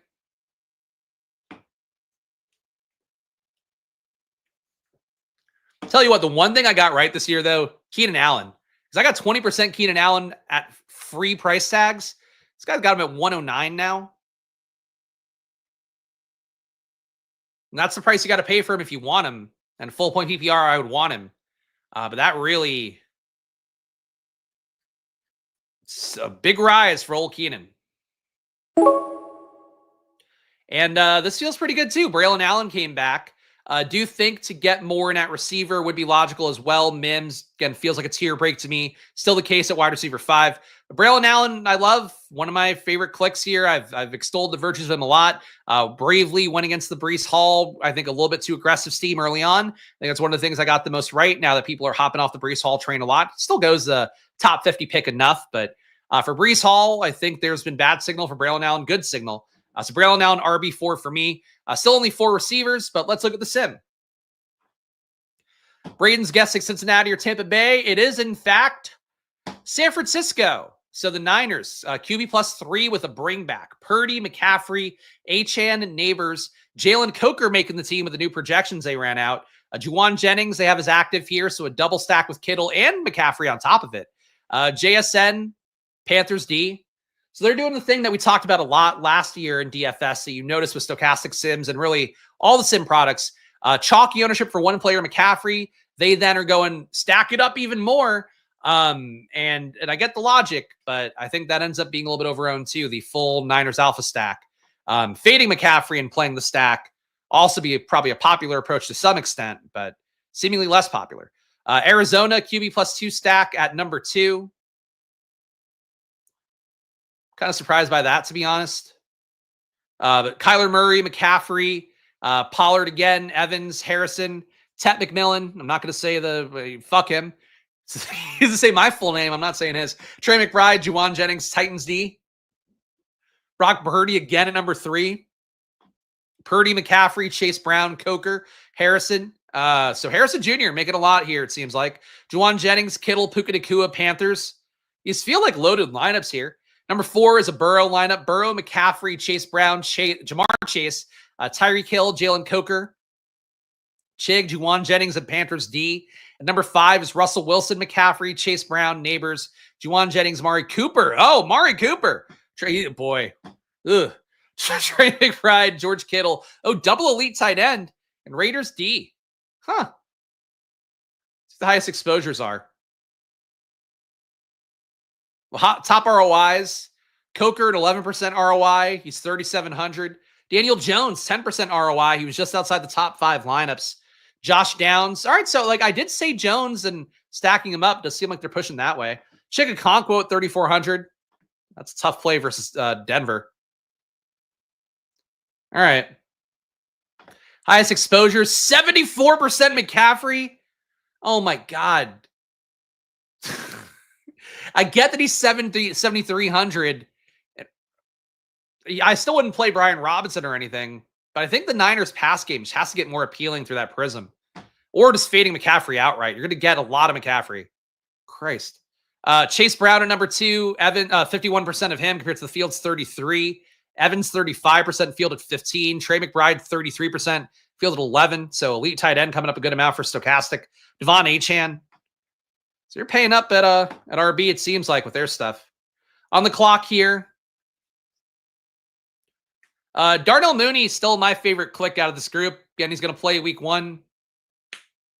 Darnell Mooney, wide receiver 5. A lot of times during the summer, I took Darnell Mooney as my wide receiver 4. Lucky you guys out there who got him as a 5 guy for substantially cheaper. He is a great click. If Drake London has a year, I think he should have. He'll be an even better click in the pod format sites when you get to the playoffs. But Darnell Mooney at this point, going to pick to 129, it doesn't make sense. Like he was surging towards the 70s at one point. Then the injury broke, trickle down. 50 spots later is so much. 40 spots later is also so much. Wish that Chris Godwin and Mooney and Mixon had all worked out that way. And Marshawn Lloyd. My life would be a lot better for it. But for Mooney, you now have the clean bill of health. Take him.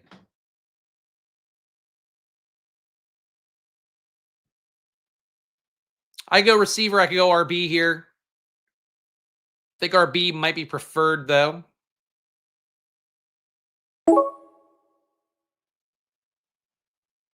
Okay. Ramondre, Sampson, Benson. Eckler already went. Pick 117. I'll go Ramondre again. One of the least sexy clicks. Still a guy getting paid about 10 mil this year. All right, anyway, back to the DFS sim real fast. All right, lineups. Let's see.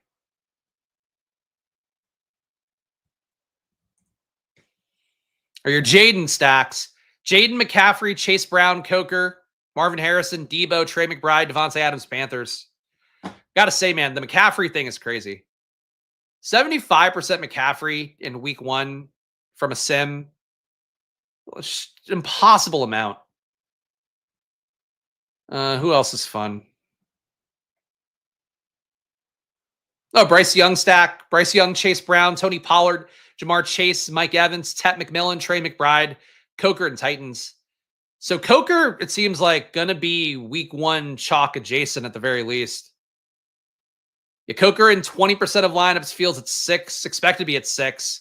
I bet that comes up.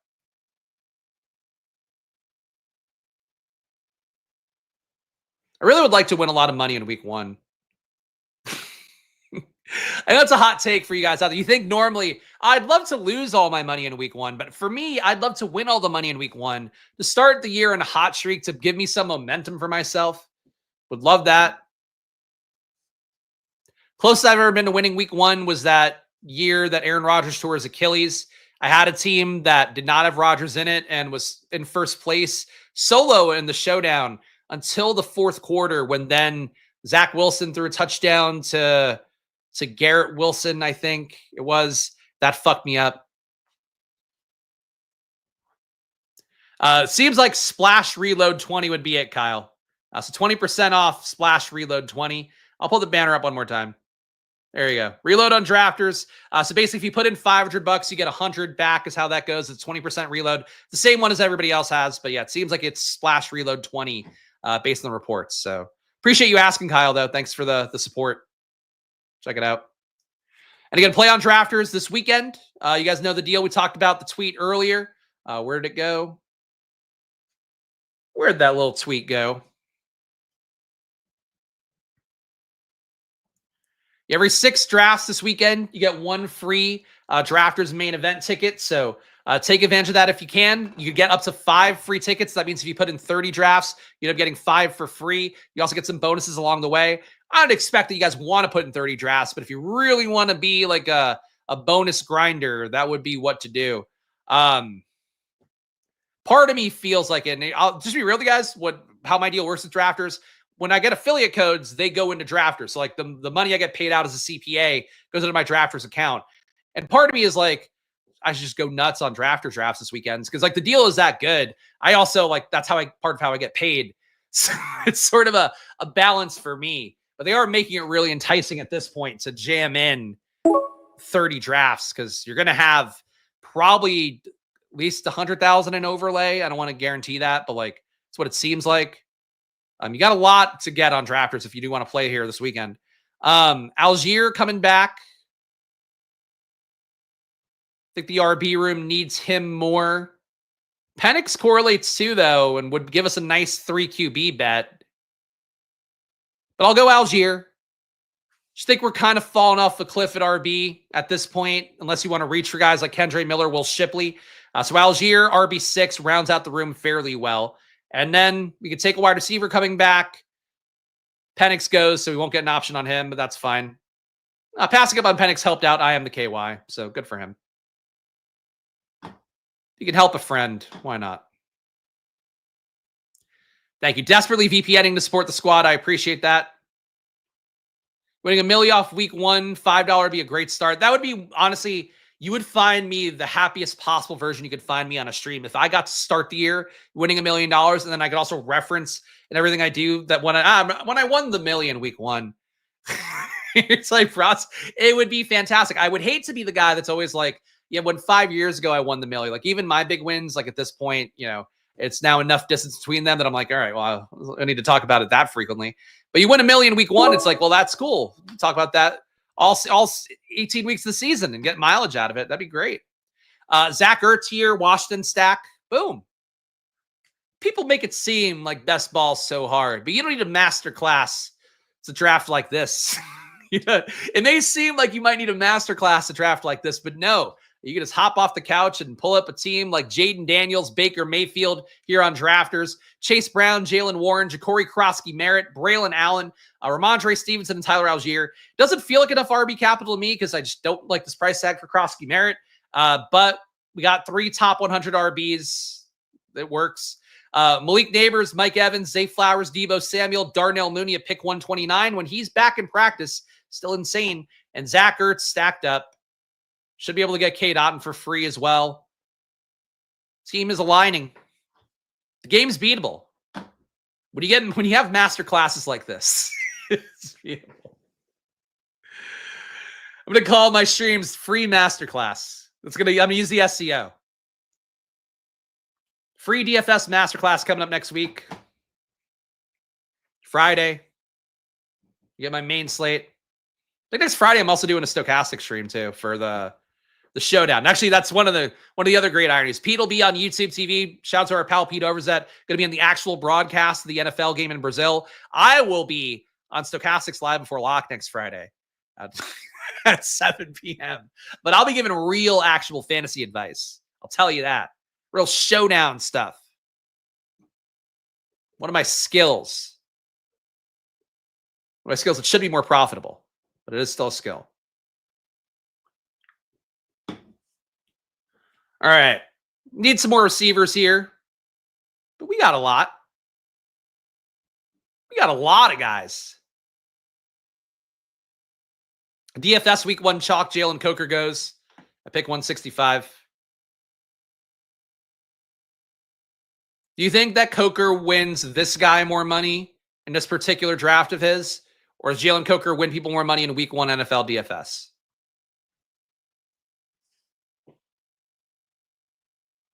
Seems not bad. It's not great. Not bad. Coker is wide receiver 5. So these are the teams, by the way, where like at first blanch, I don't think the team is that bad. Worthy, Ridley, Romo Dunze. But when Coker's your wide receiver 5, I think you're fucking up a little.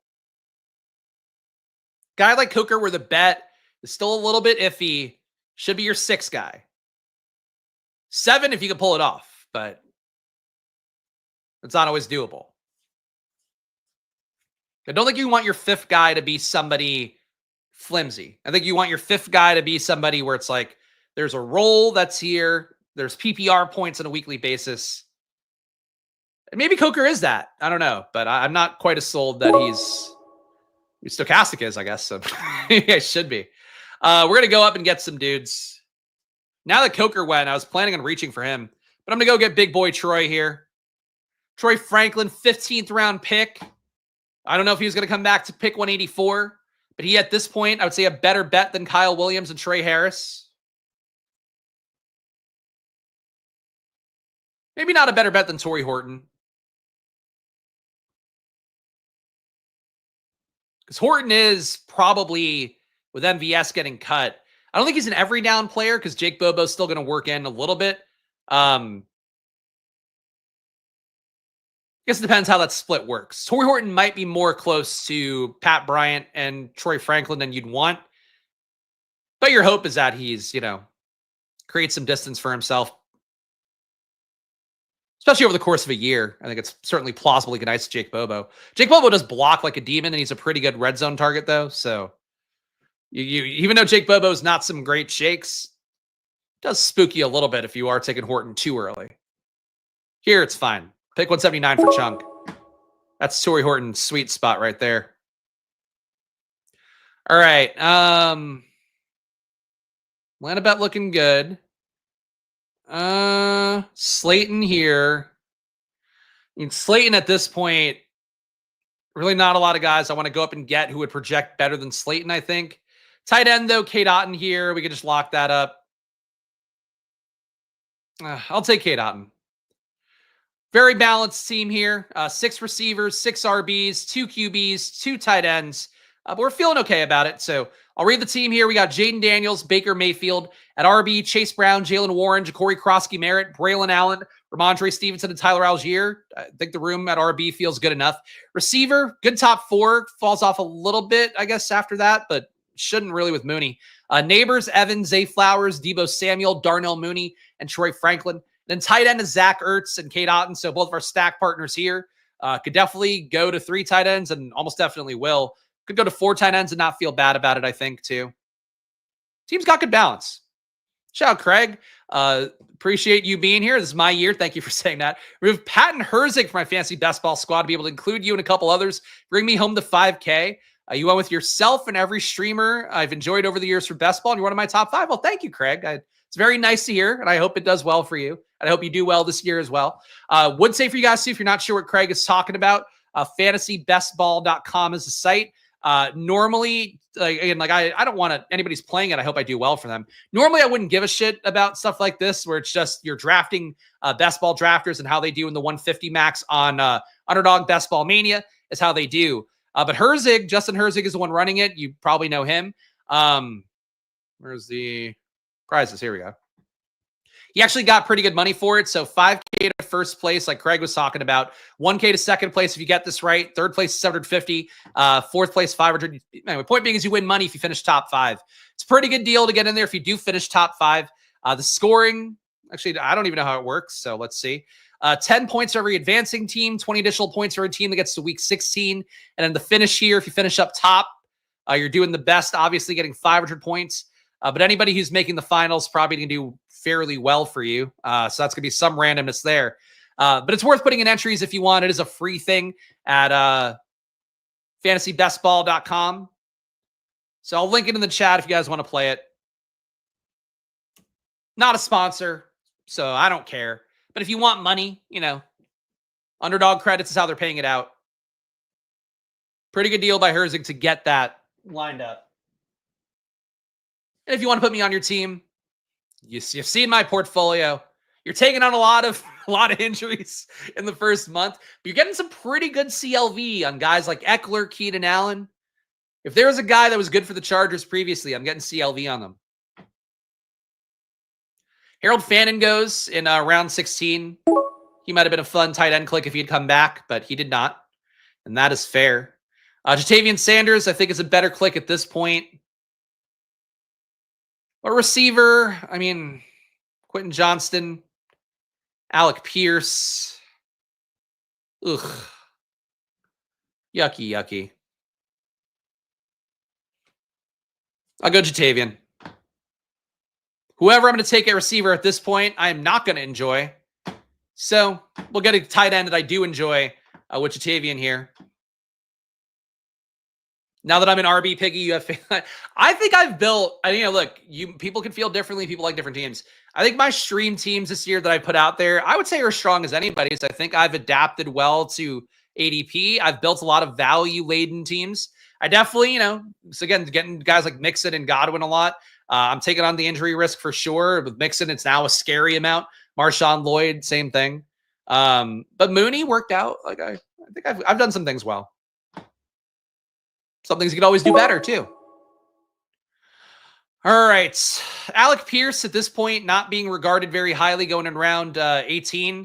And he'll go round 18 to me, I guess. Alec Pierce, still some upside. Daniel Jones has got to throw deep balls sometimes. This is how this offense will work. Will he be as prolific? Will he be as good at it as Anthony Richardson? Probably not. Honestly, let's look at the numbers. Daniel Jones on throws of 20-plus air yards last year. 3.6 deep throws a game, good for a .02 EPA. That's not great on deep plays. 25% completion rate. 50% catchable ball rate. Anthony Richardson.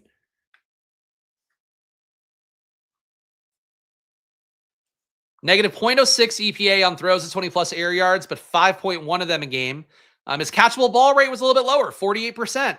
All right, so Alec Pierce, you're good to go. Alec Pierce and A.D. Mitchell, just as good with Daniel Jones as they would be with Anthony Richardson. Less volume, I guess, if Jones keeps throwing 1.5 less a game. But the underlying numbers are the main thing there. They both are not very good at it. Sort of the I guess the takeaway you could have. They're both equally not very good at deep throws, even though AR, you think he's good at it. He's actually not. So that's fun to know. I feel he has a negative EPA on deep plays. So one thing he should be good at. What an asshole. Hey, shout out to all you guys watching live. Again, if you're watching here, you want to get a Drafters reload code, use this promo code Splash Reload 20 on Drafters. Apparently, that is the one to use right now to get 20% of your deposit bonus matched if you already have an existing account. If you don't have an existing account, you're even better. Go off $100 deposit match, straight up full match on $100 if you use the promo code SPLASH at drafters.com. Please do check it out. Use the reload bonus if you already have a membership on there, want to get some more entries in, or use this promo code if you're a new person on there. And really, again, I've said it enough times, the biggest cosign I can give you guys. I drafted 30 teams on stream a couple years ago, finished top 100. Last year for playoff best ball, finished top 10, putting only 3 entries in on stream. And that was one where that was like a lot of money for doing 3 entries on a sponsored stream. So for you guys out there, hopefully that speaks for itself. But the shot at overlay as well. There's a lot of things that benefit you at this point. If you've gotten your entries in Best Ball Mania, you got enough in on DraftKings, over 50, I would say take advantage of the bonuses you get here on Drafters because they are large, they're spectacular, they're real. As opposed to Terry Hatcher's breasts, which do not look as good as you would think based on that Seinfeld episode. I won't pull them up here on stream, but look it up for yourself. For those of you who are old enough to know Seinfeld, which is admittedly a smaller and smaller portion of the audience by the year. We got some picks coming up here. 2 picks left. Shout out to all you guys hanging out. Last try draftalon of the year. We'll have one more binge on Drafters drafts coming up next week. But for now, this is it for the try draftalon. So I'll give some emotional spiel at the end, I'm sure. But appreciate all you guys being here in this journey and making this a 2-hour and change video. We made good time. All right, receiver, dog shit, but we'll make the same bet again with a different player.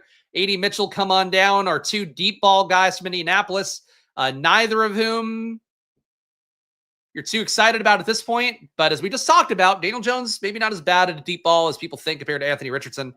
So we'll go A.D. here. Terry Hatcher had nice tits 30 years ago. Again, that's no, because she did the nude scene before she was in Seinfeld, and they were hangers and not great hangers. I didn't even do the right angle this whole time either. That's my bad. You guys haven't seen the right side of the board.